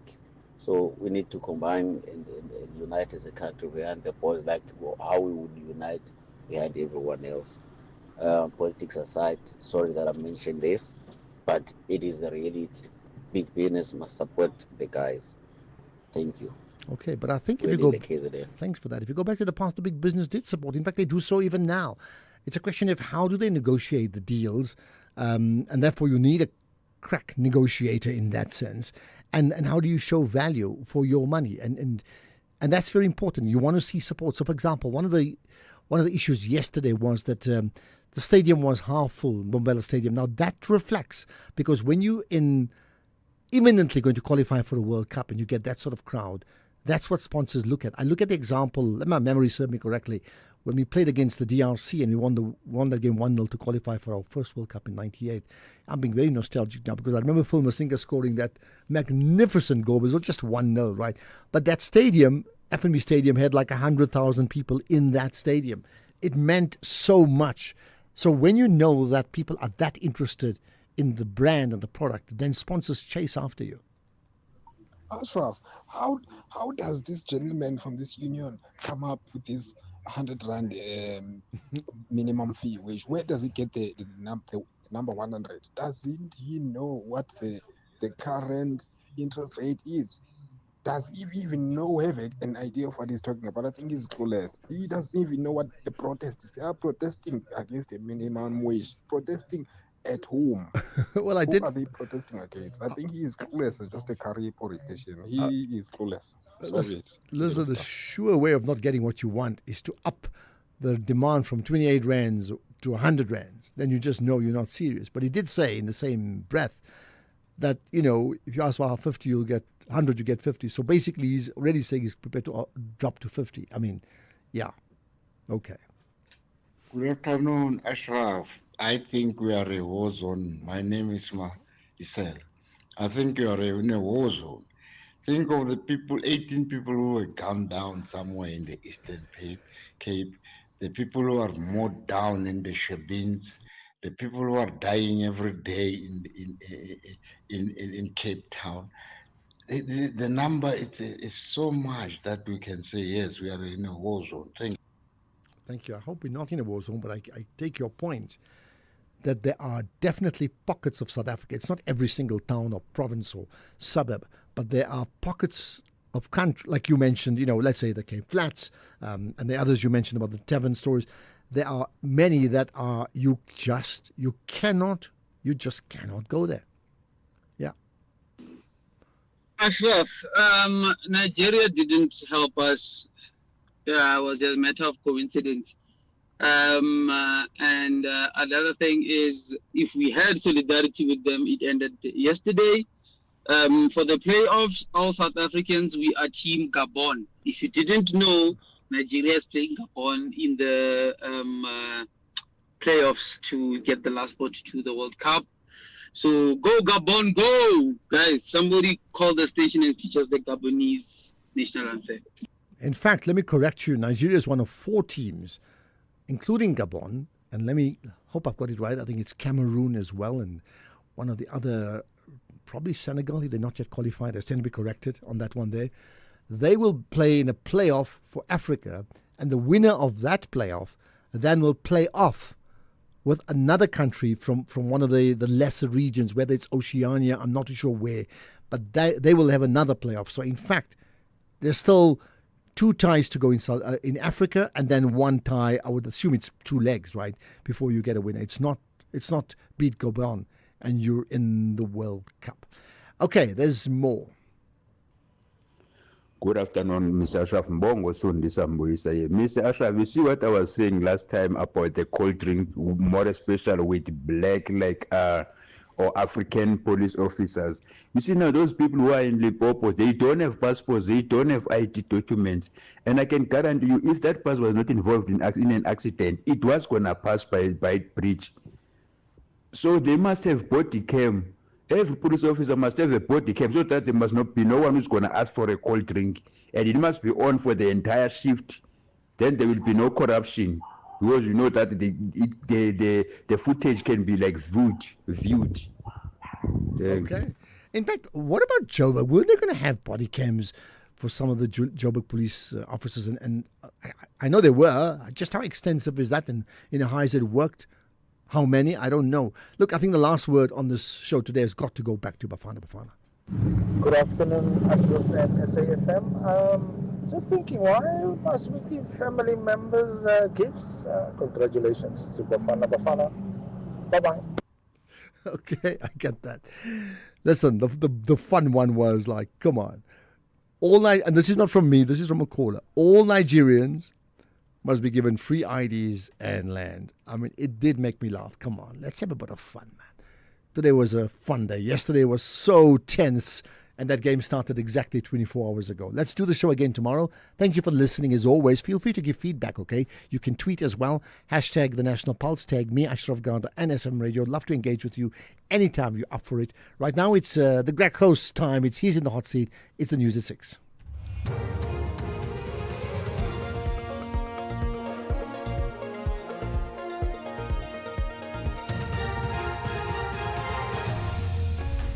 Thank you again, Ashraf. Gigaba speaks on N1 bus crash and concern over funding shortfalls at the World Food Programme. Good evening. The chairperson of